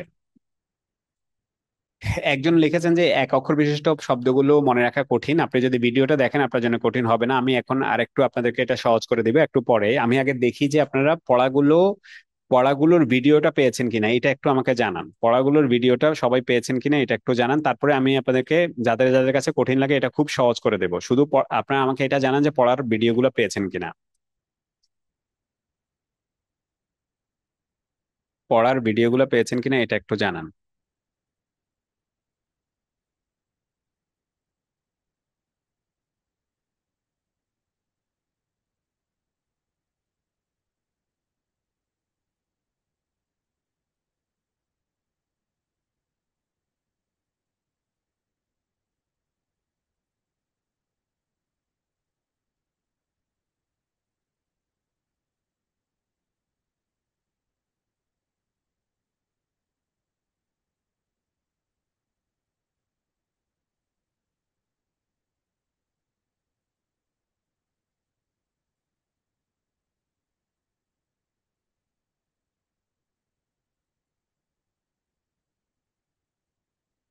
ওকে। ওকে, আলহামদুলিল্লাহ। এখন আমরা আসি। ঠিক আছে, আলহামদুলিল্লাহ, মোটামুটি অনেকেই পেয়েছেন বলেছেন। এখন আমরা আসি যে পড়াটায় আজকে আমরা পড়বো সেটা। প্রথমে একজন ভাই বা বোন একটু হাত তোলেন, আমি আপনাদের নাম বলবো, কে বলবেন। বই দেখে, বই দেখে দেখে যাদের কাছে বইটা আছে তাদের মধ্যে থেকে কেউ একজন বই দেখে 7 নম্বর পৃষ্ঠার এই শব্দগুলোর অর্থগুলো একটু বলে ফেলেন এখানে যেভাবে আছে সেভাবে। তারপর এগুলো কিভাবে সহজে মনে রাখা যায় সেটা নিয়ে আমি কথা বলবো, এবং সেটার জন্য ভিডিও করে দিয়েছি, এবং এখানেও আপনাদের মধ্যে আমি এগুলো নিয়ে আলোচনা করব ইনশাল্লাহ। তো প্রথমে একটু আমাকে জানান যে কে বলতে চান। একটু হ্যান্ড রাইজ করেন, এখানে হ্যান্ড রাইজ করার একটা অপশন আছে।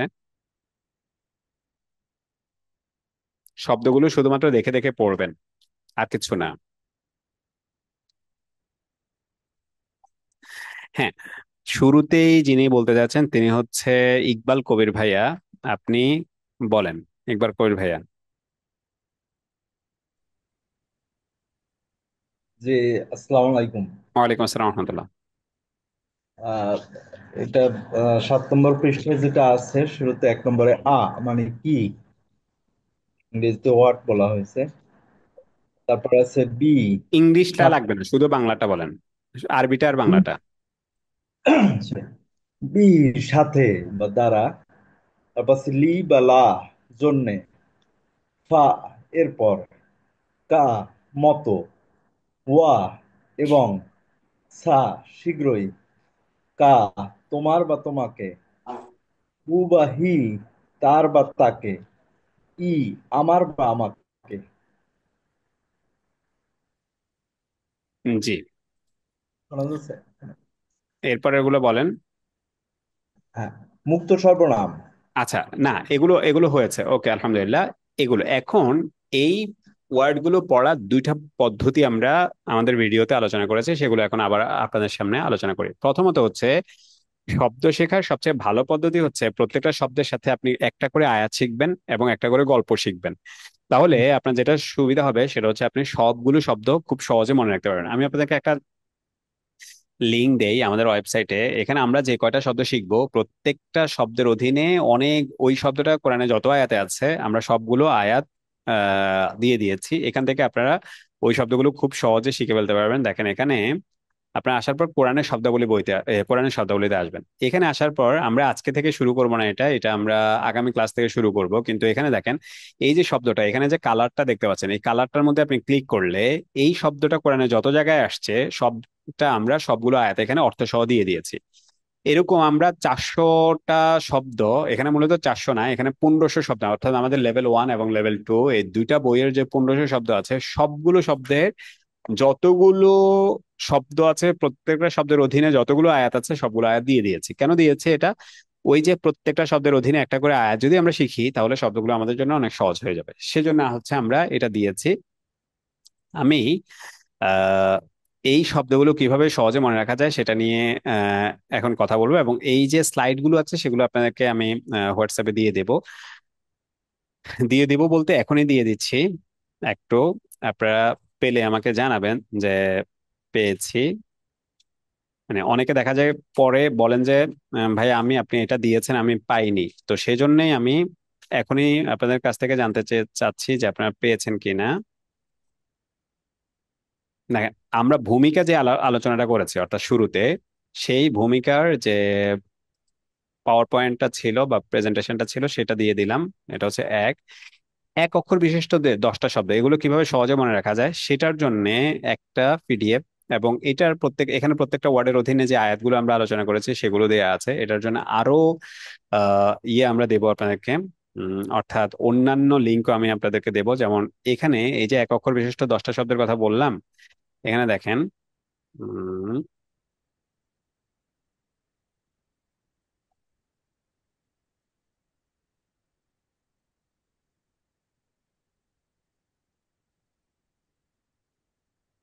ওকে, ওটার একটা মানে প্রত্যেকটা ওয়ার্ডের অধীনে একটা করে আয়াতের লিংক, সেটাও আমি আপনাদেরকে ইনশাল্লাহ দিয়ে দেব।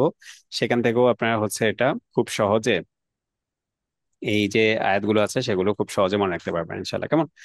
তো আসি এবার আমরা উম কিভাবে এই শব্দগুলো মনে রাখবো। ভিডিওতে পুরো ব্যাপারটা দেয়া আছে, তারপর আমি এখন আপনাদেরকে বলছি। যেমন মনে করেন আপনি প্রত্যেকটা ওয়ার্ডের জন্য একটা গল্প বানাবেন। গল্পটা কেমন আমি সংক্ষেপে বলি, একটু দেখেন। পুরো জিনিসটা ওই যে সংক্ষিপ্ত ভিডিওর মধ্যে দেওয়া আছে, ফলে পরবর্তীতে আপনি ওই ভিডিওটা শুনলেই হচ্ছে পুরো ক্লাসটা আপনি বুঝে যাবেন। অনেকে বলেন যে ভাইয়া পড়া, আজকে পড়া কি দিয়েছেন বুঝি নাই। তো আমি বলি যে পড়া কি দিয়েছেন পুরো ক্লাসে বোঝার কোনো দরকার নাই, আপনি 2 মিনিট বা 3 মিনিটের দুইটা ভিডিও দেব, ওই ভিডিওটা শোনাটাই হচ্ছে পড়া, আর কোনো কাজ না। মানে ওই ভিডিওটা শুনে ওই শব্দগুলো শিখে ফেলা, যে পদ্ধতিতে আমরা বলি সেই পদ্ধতিতে ওই ভিডিওর শব্দগুলো শিখে ফেলা, এটাই হচ্ছে পড়া। তাহলে পড়া বুঝতে যাতে কারো অসুবিধা না হয় যে পড়াটা কি, অনেকে পড়া খুঁজে পান না। আচ্ছা, এখন দেখেন এই যে আ শব্দটা আমরা কিভাবে মনে রাখতে পারি? মনে করেন আপনাকে কেউ ধাক্কা ধাক্কা দিল, আপনি বললেন কি করলা, তাহলে এখান থেকে আপনি মনে রাখতে পারেন অর্থ হচ্ছে কি। তারপরে বি, বি অর্থ হচ্ছে সাথে, এখন কিভাবে মনে রাখতে পারেন? আপনি বললেন যে বিবির সাথে বাজারে গিয়েছি, তাহলে এখানে বি বি, মানে বি অর্থ হচ্ছে সাথে, এখান থেকে মনে রাখতে পারেন। তারপর হচ্ছে লি বা লা অর্থ হচ্ছে জন্য, লা এর আরেকটা অর্থ আছে সেটা আমরা পরে শিখবো, সেটা হচ্ছে অবশ্যই সেটা ক্রিয়াপদের আগে আসলে, তবে এমনিতেই সাধারণত লি বা লা অর্থ হচ্ছে জন্য, আপাতত এতটুকু মনে রাখতে পারেন। এখন আপনি মনে রাখতে পারেন যে তোমার লীলা বোঝার জন্য, তাহলে লীলা মানে হচ্ছে জন্যে, তোমার লীলা বোঝার জন্য একটা বাক্য গল্প বানালেন সেখান থেকে। তারপর হচ্ছে ফা অর্থ হচ্ছে অতঃপর। দেখেন সবগুলো যে গল্পটা এরকম হবে সেটা না, কিছু গল্প হচ্ছে জ্যামিতিক ভাবে হতে পারে, কিছু গল্প গাণিতিক ভাবে হতে পারে। যেমন মনে করেন এই ফাটাকে আপনি যদি এখন এভাবে আছে, এটাকে যদি আপনি একেবারে উল্টিয়ে দেন, এইভাবে বানিয়ে দেন, তাহলে এটা অর্থ হয়ে যাবে এর, মানে এটা এর মতো হয়ে যাবে, এরপর এটার সাথে এর পর বানিয়ে দেন, তাহলে ফা অর্থ হচ্ছে এরপর। তারপরে কা, কা অর্থ হচ্ছে মতো। এখানে দুইটা কা আছে, দেখেন কখন কোন কাটা বসবে সেটা কিভাবে বুঝবো? আপনি একটা গল্প বানান যে তোমার কাকা তোমার মতো, এখানে দেখেন কা আমি যদি এখানে বলি আর এই কাটা যদি এখানে দেখি একটা ক্রস দিচ্ছে, তার মানে এই পদ্ধতিতে হবে না। কিভাবে হবে তাহলে? হবে হচ্ছে এই পদ্ধতিতে, এই কাটা এখানে এবং এই কাটা এখানে, এই পদ্ধতিতে যদি আমি দাগ টানি তাহলে ক্রস হচ্ছে না। তার মানে হলো এই মূল বিষয়টা হচ্ছে তাহলে যে দুইটা কা আছে, দুইটা কার অর্থ হচ্ছে, একটা কার অর্থ হচ্ছে তোমার এবং একটা কার অর্থ হচ্ছে মতো। কিভাবে মনে রাখবো এটা? যেই কাটা শুরুতে আছে সেই কাটার অর্থ হচ্ছে মতো, আর যেই কাটা পরে আছে সেই কাটার অর্থ হচ্ছে তোমার। মানে দেখেন এই এই যাতে ক্রস না হয়। তাহলে এখান থেকে এই গল্পটা বা এই স্টাইলটার মাধ্যমে আপনি, বা এই গ্রাফিং ম্যাপিং এগুলোর মাধ্যমে আপনি এই দুটা শব্দ মনে রাখতে পারেন। তারপর হচ্ছে ওয়া, ওয়া অর্থ হচ্ছে এবং, এবং ওর সাথে এর মিল আছে, বা ওয়াও এর সাথে যদি আমি এমনি দিই তাহলে হচ্ছে এবং বা ও, ওয়া অর্থ হচ্ছে ও, তাহলে ওয়া ও মিলাচ্ছে না, এখান থেকে সহজে মনে রাখতে পারেন। তারপরে সা, স, স মিলাচ্ছে না, এখান থেকে স অর্থ হচ্ছে শীঘ্রই, এটা মনে রাখতে পারেন। তারপরে এটা তো বললাম, এরপরে আসি হি, হু, দুটার অর্থই হচ্ছে তার তাকে। এটা কিভাবে মনে রাখতে পারেন? দেখেন ইংরেজিতে হি, হিজ, হিম, শি সবগুলোর মধ্যেই হচ্ছে এইচ আছে। আরবিতেও হচ্ছে হ বা হু থাকলে সেখান থেকে আমরা উচ্চারণের কাছাকাছি, ইংরেজি এবং আরবি উচ্চারণ একই রকম, সেজন্য এটাকে আমরা, দেখেন হা, হ, হি, হি, হি, শি, হিজ, হিম সবগুলোতে হ, তাহলে ইংরেজি এবং আরবি মিলিয়ে আমরা বলতে পারি যে হ থাকলে সে, তার, তাকে এগুলো অর্থ হয়। তারপরে আমি বলি এটা আমারই, মানে আমারই মানে আমার, তোমারই মানে তোমারই, তোমার। তাহলে অথবা লাকুম দীনুকুম ওয়ালিয়া দিন, ওইখানেও আছে ইয়া, যে তোমার জন্য তোমার দিন, আমার জন্য আমার দিন, তাহলে অর্থ হচ্ছে আমার, এখান থেকে আমরা এটা মনে রাখতে পারি। তাই এগুলো বললাম হচ্ছে এক একটা গল্পের মাধ্যমে। আরেকটা হতে পারে যেটা এই শব্দগুলো মনে রাখার জন্য, সেটা হচ্ছে একটা আয়াতের মাধ্যমে। অনেকে বলতে পারেন যে ভাইয়া এগুলো মনে থাকবে কিভাবে? ওই যে একই উত্তর, যে এগুলোর জন্য ভিডিও দেওয়া আছে, ভিডিও দেখলে এগুলো খুব সহজে মনে থেকে যাবে। পুরো বিষয়টাকে আরেকটু সুন্দর করে আমি ভিডিওতে লিখে দিয়েছি, বলে দিয়েছি, এটা আপনারা দেখবেন ইনশাল্লাহ, বারবার দেখবেন। তারপরে হচ্ছে মনে করেন আলাম তারা, আপনাদের সবাই এটা মনে রাখা জানেন আপনারা, এটা আলাম তারা কাইফা ফাআলা রাব্বুকা বিআসহাবিল ফিল, তাহলে এখান থেকে আলাম তারা আপনি কি দেখেননি, এই যে আটা দেখতে পাচ্ছেন এখানে, এটা অর্থ হচ্ছে কি। তারপরে আসেন বি, যেমন আমরা বলি বিসমিল্লাহির রহমানির রহিম, এখান থেকে আপনি বি অর্থ হচ্ছে নামে বা এটা মনে রাখতে পারেন। তারপর হচ্ছে লি বা লা, যেমন ইন্না লিল্লাহি ওয়া ইন্না ইলাইহি রাজিউন, এখান থেকে আপনি মনে রাখতে পারেন যে নিশ্চয়ই আমরা আল্লাহর জন্য, লি অর্থ হচ্ছে জন্য। তারপরে ফাজা আলাহুম, প্রত্যেকটা আয়াত প্রত্যেকটা উদাহরণ আপনাদের মুখস্থ আছে, মানে নতুন করে মুখস্থ করতে হবে এমন কোনো না। পা, পা অর্থ হচ্ছে অতঃপর, যেমন ফাজা আলাহুম কাসরিম মাকুল, অতঃপর, এখান থেকে আমরা অতঃপর শব্দটা মনে রাখতে পারি। তারপর হচ্ছে কা, কা অর্থ হচ্ছে মতো, যেমন কাসফিন আমরা সূরা ফিলের মধ্যে বলি, এখান থেকে মতো শব্দটা আপনারা মনে রাখতে পারেন। তারপর হচ্ছে ওয়া, ওয়া ইয়াকা সূরা ফাতিহার মধ্যে আছে এবং, এটা আমরা মনে রাখতে পারি। সা, সায়াসলা নারান সূরা লাহাবে আছে, এখান থেকে সা অর্থ হচ্ছে শীঘ্রই মনে রাখতে পারেন। কা, ইয়াকা এখান থেকে আপনার কেবল আপনার, এখান থেকে এটা মনে রাখতে পারেন। হু, হি, ওয়াস্তাগফিরহু ইন্নাহু কানা তাওয়াবা, এখান থেকে হু বা হি অর্থ হচ্ছে তার, এটা মনে রাখতে পারেন। লাকুম দীনুকুম ওয়ালিয়া দিন, এখান থেকে ইয়া অর্থ হচ্ছে আমার, এটা মনে রাখতে পারেন। তাহলে প্রত্যেকটা ওয়ার্ড আমরা এক একটা আয়াত দিয়ে মনে রাখতে পারি, কেমন? এই গেল আমাদের এক অক্ষর বিশিষ্ট 10টা শব্দ। যে ভিডিওটা আপনাদেরকে দিলাম, এই ভিডিওটা বারবার শুনলে এই শব্দগুলো শেখাটা অনেক ইজি হয়ে যাবে। পুরো ক্লাসের ভিডিওটা না দেখলেও চলবে। এবার আসি আমরা মুক্ত সর্বনাম, মানে বইয়ের এর পরের ওয়ার্ডগুলো আমরা শিখবো। এখান থেকে একজন ভাই একটু হাত তোলেন, তাহলে হচ্ছে আমরা আহ কা অর্থ হচ্ছে ইউর, ইউনা। আচ্ছা, দেলোয়ার ভাই হাত তুলেছেন, আপনি হচ্ছে পরের ওয়ার্ডগুলো একটু বলেন হুয়া থেকে, মানে 7 নম্বর পৃষ্ঠার 11 নম্বর ওয়ার্ড থেকে। بسم الله الرحمن الرحيم. هو هم أنت أنتم. মানে প্রত্যেকটা ওয়ার্ডের অর্থ বলেন, হুয়া অর্থ কি? ওকে ওকে। হুয়া হুয়া সে, মানে হি, এন্ড হোম তারা, দে, আন্তা তুমি, ইংরেজিটা ইউ, লাগবে না। ওকে, এন্ড আন্তুম তোমরা, তোমরা। জি, ওকে। তারপরে ওয়ার্ডগুলো বলেন। আনা আমি, নাহনু আমরা, হিয়া সে, হুন্না তারা, আন্তি তুমি, আন্তুন্না তোমরা, হুইচ ইজ ওয়েমেন, এন্ড হুমা তারা দুইজন, আন্তুমা তোমরা দুইজন, ওকে, হুইচ অনেক ইজ শুক্রিয়া। এখানে ওয়েমেন। এখানে আমরা যেভাবে যে পদ্ধতিতে দিয়েছি সেটা হচ্ছে যে শব্দগুলো বেশি আসে সেগুলোকে আগে দিয়েছি, যেগুলো কম আসে সেগুলোকে পরে দিয়েছি। এই সিরিয়ালটা আমরা এখানে সাজিয়েছি। কিন্তু এখন আমরা একটা সুন্দর পদ্ধতিতে শিখবো, যে পদ্ধতিতে সবগুলো শব্দ খুব সহজে একসাথে মনে রাখা যায়, সেই পদ্ধতিতে আমরা এখানে শিখবো। দেখেন, সবগুলো শব্দকে আমি একসাথে সাজিয়ে ফেলেছি এখানে। আপনারা আমাকে একটা জিনিস বলেন তো, যে এই যে শব্দগুলোকে আমি সাজালাম এখানে, এই শের আরবি এটাও, শের আরবি এটাও, তারার আরবি এটা এবং তারার আরবি এটা। কিন্তু মজার ব্যাপার হচ্ছে এখানে সে এবং তারা মধ্যে, এই পুরো লাইনটার মধ্যে একটা জিনিস কমন আছে। এটা আমরা থাকলেই আমরা দেখতে বুঝতে পারবো যে, এবং ইংরেজির মধ্যেও কমন আছে একটা জিনিস, হি, হিম, তারপর হচ্ছে সি। বলেন তো কোন জিনিসটা এই পুরো বৃত্তের মধ্যে কমন আছে? একটু আমাকে লিখে জানান, মুখে না, সবাই লিখেন। এটা ভাবার দরকার নেই যে হচ্ছে যে একজন লিখেছে তো হয়েছে না। আমরা সব ভাই বোনের কাছ থেকে উত্তরটা চাই, ভুল হলেও চাই, শুদ্ধ হলেও চাই।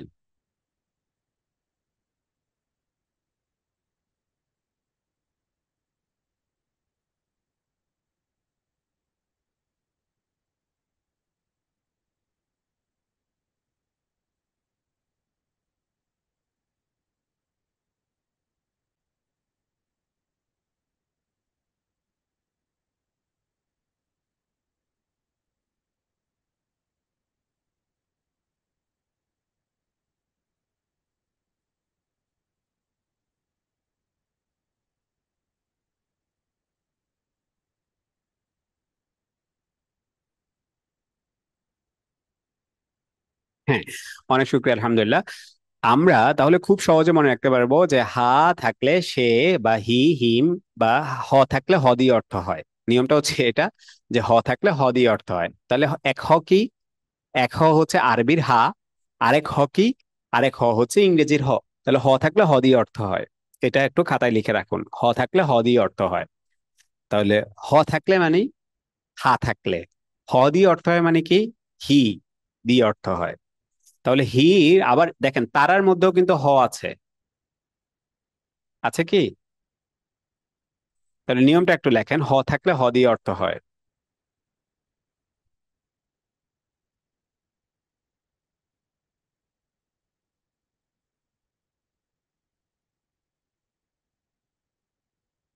মানে হা থাকলে হি বা দে দিয়ে অর্থ হয়।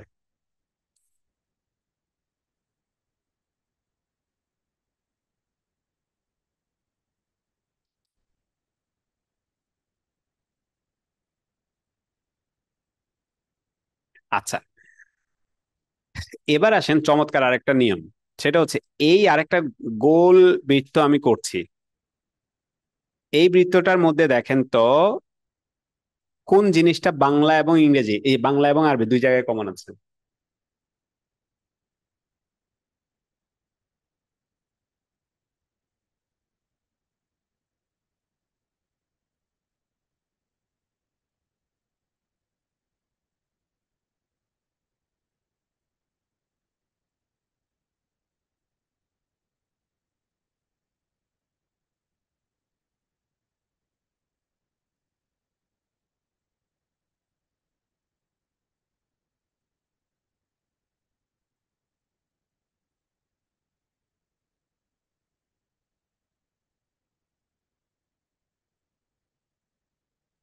তা, ঠিক বলেছেন।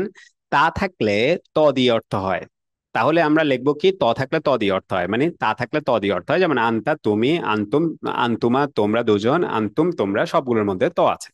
এরপরে দেখেন আ থাকলে আ দিয়ে অর্থ হয়, মানে আনা। এখানে দুইটা আ আছে, এখানে একটা আ, এখানে একটা আ, মানে আলিফ দুইটা আছে। এখানে আমিও, আমি, এখান থেকে আমির মতো করে অর্থ হবে। তাহলে আ থাকলে আ দিয়ে অর্থ হয়, এটা সহজে মনে রাখতে পারেন। দুইটা আলিফ আছে, এখানে একটা আলিফ আছে, কিন্তু এখানে দুইটা আলিফ আছে, তো সেজন্য আটা এখানে একটু বেশি আছে, সেজন্য আমিটা এখান দিয়ে অর্থ হবে। এবার আসেন নাহনু, এটা কিভাবে মনে রাখবেন? দেখেন হা যদি বাদ দেন তাহলে এখানে হয়ে যাবে কি নানু। হা বাদ দিলে নানু বাড়ে। আমরা আমাদের চাচাতো ভাই বোন সবাই মিলে একসাথে নানু বাড়িতে যাই। তো দাদু বাড়িতেও আমরা সবাই থাকি, ফুফাতো ভাই বোন সবাই থাকে, ফুফাতো ভাই বোন চাচাতো ভাই বোন সবাই একসাথে থাকে সাধারণত। কিন্তু সেখানে ওই যে আমরা মানে সবাই একসাথে হয়েছি, এই যে ব্যাপারটা, এটা ততটা বোঝা যায় না, কারণ হচ্ছে সবাই সবার সাথে সারাদিন দেখা হয় সেজন্য। নানু বাড়িতে গেলে যেটা হয় সেটা হচ্ছে যে অনেক মানুষ, অনেক দিন দেখা সাক্ষাৎ নাই, সবাই যখন একসাথে হয় ব্যাপারটা অনেকটা অন্যরকম মনে হয়। দেখা নাই কারোর সাথে, কিন্তু সবাই একসাথে হচ্ছে নানু বাড়িতে। তো নানু বাড়িতে গেলে যে আমরা ফিলটা হয় সেটা সাধারণত দাদু বাড়িতে হয় না, সবাই একসাথে হলেও।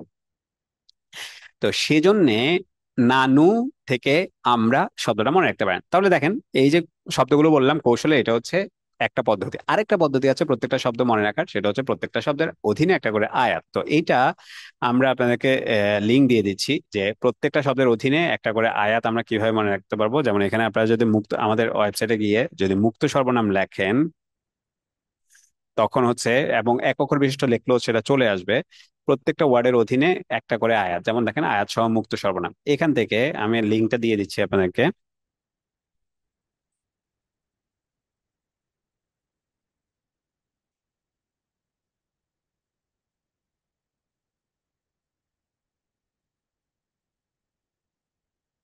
দেখেন এখানে প্রত্যেকটা ওয়ার্ডের অধীনে আমরা একটা করে আয়াত দিয়ে দিয়েছি।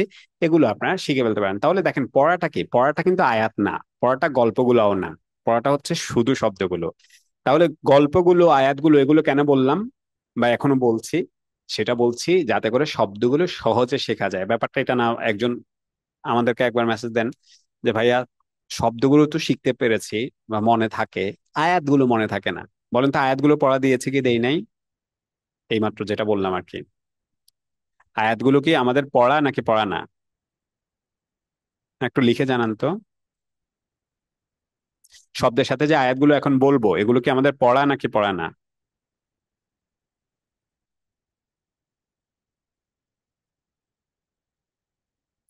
এগুলো পড়া না, এগুলো দিয়ে দিচ্ছি আমরা শব্দগুলো সহজে মনে রাখার জন্য। যেমন হুয়া অর্থ হচ্ছে সে, এটা মনে রাখবেন কিভাবে? কুল হুয়াল্লাহু আহাদ, বলুন তিনি বা সে আল্লাহ এক। তারপর হিয়া অর্থ হচ্ছে লাঠি, মানে সরি, হিয়া অর্থ হচ্ছে সে, হুয়া হিয়া দুইটা অর্থ হচ্ছে সে। তো এইটা মনে রাখবো কিভাবে? মুসা আলাইহিস সালাম বলেছেন হিয়া আসা ইয়া, এটা আমার লাঠি। ইয়া অর্থ হচ্ছে আমার, আসা অর্থ হচ্ছে লাঠি, বা হিয়া আসা, এটা লাঠি, এটা আমার লাঠি। হুম অর্থ হচ্ছে তারা, হিয়া হুন্না এটা অর্থ হচ্ছে তারা। কিভাবে মনে রাখলাম? আল্লাযিনা হুম ইউরাউন, আমরা এটা সবাই মনে রাখি, মানে এটা আমাদের আল্লাযিনা হুম ইউরাউন, আল্লাযিনা হুম আন সালাতিহিম সাহুন, এগুলো তো আমরা সবাই জানি। মানে হচ্ছে হুম অর্থ হচ্ছে যারা লোক দেখানো কাজ করে বা যারা তাদের নামাজে গাফেল। তারপর হচ্ছে হুন্না, কোরআনে আছে হুন্না লিবাসুল্লাকুম, নারীরা তোমাদের, স্ত্রীরা তোমাদের পোশাক। আবার তাদেরকে বলা হয়েছে যে পুরুষরা হচ্ছে তোমাদের পোশাক, নারীদের পোশাক। এখান থেকে মনে রাখতে পারেন, খুব চমৎকার আয়াত। সবগুলো আয়াতে চমৎকার, বাকি এগুলো মুখস্থ করে ফেলার মতো আয়াত, যদি এটা পড়া না। তারপর হচ্ছে হুমা অর্থ হচ্ছে তারা দুজন। কিভাবে মনে রাখতে পারেন? বাবা মা দুজনের জন্য তোমরা আহ দয়ার কথা বলো, ওয়াকুল্লাহুমা কাওলান কারীমা। বাবা মা দুজনের জন্য তোমরা সম্মানজনক কথা বলো, এখান থেকে সেটা মনে রাখতে পারেন। তারপরে ওয়ার্ডটা হচ্ছে আনতা এবং আন্তি, দুটো অর্থ হচ্ছে তুমি। মনে রাখবেন কিভাবে? ইন্নাকা আনতাল আলিমুল হাকিম, নিশ্চয়ই আপনি জ্ঞানী এবং প্রজ্ঞাময়। তারপরে ওয়ার্ডটা হচ্ছে আনতুম এবং আনতুন্না, দুটো অর্থ হচ্ছে তোমরা। কিভাবে মনে রাখবেন? ওই যে সূরা কাফিরুন, ওয়ালা আনতুম আবিদুনা মা আ'বুদ, এখান থেকে সহজে মনে রাখতে পারেন। তারপরে কি? আনা ওয়ালা আনা আবিদুম মা আবাদতুম। তারপরে কি? নাহনু ওয়া নাহনু লাহু মুসলিমুন। এই যে বাক্যগুলো বললাম প্রত্যেকটাই আপনাদের শেখা। তাহলে এই শেখা বাক্যগুলো দিয়ে শব্দগুলো শেখা অনেক সহজ হয়ে যাবে যদি আপনারা ওই যে দুইটা ভিডিও দেখেন। তাহলে পড়া, আজকের পড়া আমি এখন শেষ করব ইনশাল্লাহ। আমাদের ক্লাস নির্দিষ্ট সময় শুরু হবে এবং নির্দিষ্ট সময় শেষ হবে ইনশাল্লাহ। যেমনটা আমরা রমাদানে নির্দিষ্ট সময়ে ইফতার শুরু করি এবং নির্দিষ্ট সময়ে আমরা সেহরি খেয়ে ফেলি, এই শিক্ষা থেকে আমরা আমাদের ক্লাসগুলো নির্দিষ্ট সময় শুরু এবং নির্দিষ্ট সময় শেষ করি সব সময় ইনশাল্লাহ। এখন দয়া করে আপনারা কারো যদি কোনো প্রশ্ন থাকে লিখে জানান, বা ক্লাস সম্পর্কে কোনো প্রশ্ন থাকে লিখে জানান। আরেকটা ব্যাপার বলি, সেটা হচ্ছে আমাদের ক্লাসের প্রশ্ন করার ব্যাপারটা শুধুমাত্র ক্লাসের মধ্যে সীমাবদ্ধ না। 24 ঘন্টা আপনারা আমাদেরকে কল দিতে পারবেন, মেসেজ দিতে পারবেন, 24 ঘন্টা। আমরা যখনই আপনাদের, আমাদের 5-6 জন সহকারী আপনাদের শুধু প্রশ্নগুলোর উত্তর দেওয়ার জন্য রেডি আছেন। তো ফলে আপনারা যেই কোনো সময় আপনাদের প্রশ্নগুলোর অ্যান্সার প্রশ্ন করতে পারেন আমাদের, ইনশাল্লাহ সব সময় আপনি উত্তর পাবেন। কেমন? তো আপনারা বেশি বেশি করে হোয়াটসঅ্যাপে প্রশ্ন করবেন, ক্লাসে প্রশ্ন করবেন। ক্লাসে আজকে হয়তো আমরা প্রশ্ন একটু কম নিয়েছি আজকে, আহ, আমাদের ক্লাস হওয়ার কারণে। সামনের ক্লাসগুলোতে আমরা ইনশাল্লাহ প্রশ্ন অনেক বেশি নিবো। আপনাদের কাদের কি কি প্রশ্ন আছে একটু জানান দয়া করে। প্রতিটি ক্লাসের পদের তো পিডিএফ এবং লিঙ্কগুলো ক্লাস অনুযায়ী ড্রাইভ লিঙ্কে দিলে প্রয়োজনীয় ক্ষেত্রে ব্যবহার করা যায়।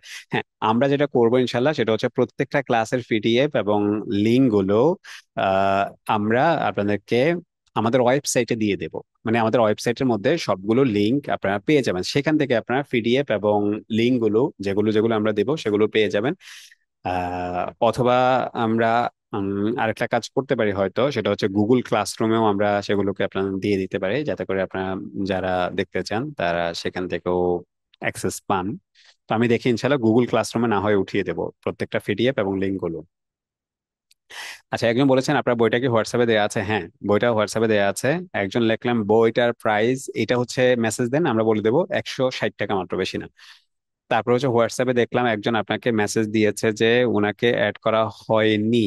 এটা হচ্ছে উনি এইমাত্র ভর্তি হয়েছে, ওনাকে তো এত তাড়াতাড়ি অ্যাড করা হয়নি, হয় না। আর আমাদের ভাই বোনরা সব সময়, মানে ভাই বোনরা না, আমাদের যে সহকারীরা আছেন, সহকারী ভাইয়েরা, ওনারা সবসময় অ্যান্সার দেন বা দ্রুতই পদক্ষেপ নেন।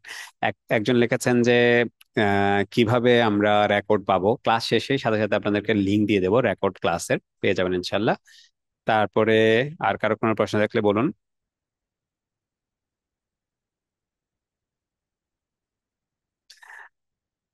একজন লিখেছেন আমাকেও একটু আগে অ্যাড করা হয়েছে। জি, আপনার পরে হয়তো তিনি যুক্ত হয়েছেন। একজন বলেছেন আমার রোল নাম্বার, রোল নাম্বার আমরা মূলত আজকের ক্লাসের পরে, আচ্ছা আমরা কুইজ দেই আপনাদেরকে, কুইজটার লিংক দিয়ে দেবো ইনশাল্লাহ ক্লাসের শেষে। তো কুইজের মধ্যে আপনাদের রোল নাম্বার লাগে এবং কুইজের কিভাবে অ্যান্সার করা যায় সেগুলো সবকিছুই আমি ক্লাসের শেষে আপনাদেরকে দিয়ে দেবো ইনশাল্লাহ। কোনো সমস্যা নেই, কুইজের লিংক বা রোল নাম্বার যা যা আছে সবকিছুই ক্লাসের পরে ইনশাল্লাহ দিয়ে দেবো। তবে অবশ্যই রোল নাম্বারটা হয়তো হতে পারে আমরা আগামী কালকে দেবো, কারণ হচ্ছে দেখা যায় যে আমাদের ক্লাসে অনেকে রাতেও ভর্তি হন, তো একসাথে না দিলে বারবার দিতে হয়। তো এই জন্য কালকে সকালে রোল নাম্বারটা পেয়ে যাবেন ইনশাল্লাহ, আজকে পাবেন না। আচ্ছা, একজন বলেছেন ক্লাসের শিডিউল কোন কোন ডেটে জানাবেন প্লিজ। আচ্ছা, আমাদের ক্লাস হচ্ছে শনিবার এবং আহ মঙ্গলবার।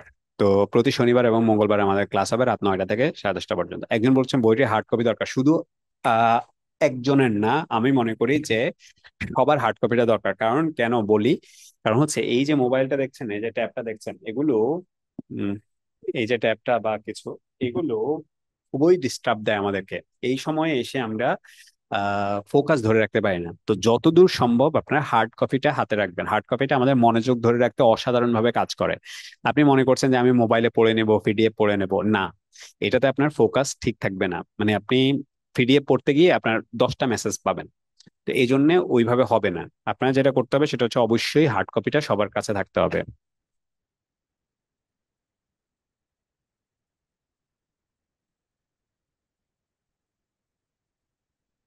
ওকে, একজন বলেছেন যে কিভাবে কালেক্ট করতে পারেন। আমাদের ঠিকানা দেন, এটা খুব সিম্পল। আমাদের ঠিকানা দেবেন, আমরা পাঠিয়ে দেবো, টাকা পয়সা লাগবে না। মানে পরে টাকা দিলে হবে। How you how can we get the from Google link? হ্যাঁ, গুগল লিঙ্ক যা যা কিছু দরকার আপনাদেরকে ক্লাস শেষে আমি সব দিয়ে দেবো ইনশাল্লাহ। ওগুলো চিন্তা করার কিছু নেই, আপনারা সবকিছু পেয়ে যাবেন। আর কোনো প্রশ্ন?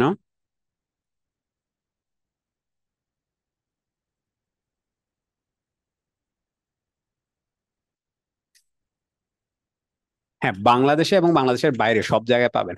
হ্যাঁ, আমাদের একজন বোন আজকে 2 কপি নিয়েছেন ইউএস থেকে, আমাদের এই গ্রুপে যুক্ত আছেন তিনি, ইউএস থেকে নিয়েছেন। তো বিদেশেও পাঠানো যায়, কোনো সমস্যা নাই। আচ্ছা, একজন লিখেছেন একসাথে টাকা নেওয়া দরকার ছিল। আসলে অনেকের কাছে বই আছে, আমাদের এখানে যারা ভর্তি হয়েছেন আপনার 90% লোকের কাছে বই থাকে, কয়েকজনের কাছে বই থাকে না। একজন বলেছেন ফ্ল্যাশ কার্ড দিলে ভালো হয়, ওটা দিয়ে দিয়েছি আজকের গ্রুপে। বইয়ের জন্য পিডিএফটা যদি আবার দিতেন। আচ্ছা, পিডিএফটা আমি এখনই দিয়ে দিচ্ছি। একজন বলেছেন পিডিএফটা দিতে, একটা একটু অপেক্ষা করেন, পিডিএফটা এখনই দিয়ে দিচ্ছি।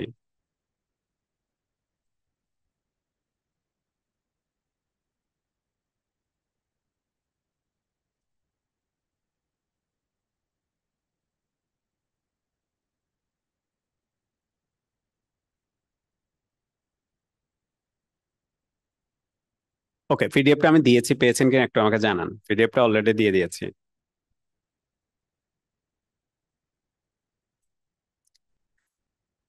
ওকে, ঠিক আছে, তাহলে আজকে আমাদের সময় শেষ। আপনাদের মানে ক্লাসের সময় শেষ, কিন্তু আপনাদের প্রশ্নের সময় রয়ে গেছে। আপনারা যতক্ষণ ইচ্ছা প্রশ্ন করতে পারেন, কোনো সমস্যা নাই। যত ইচ্ছা প্রশ্ন করতে পারেন, হোয়াটসঅ্যাপে প্রশ্নগুলো করেন। আমরা আহ ক্লাসের যে সময়টা সব ভাই বোনরা একসাথে বসিয়ে রাখতে চাচ্ছি না।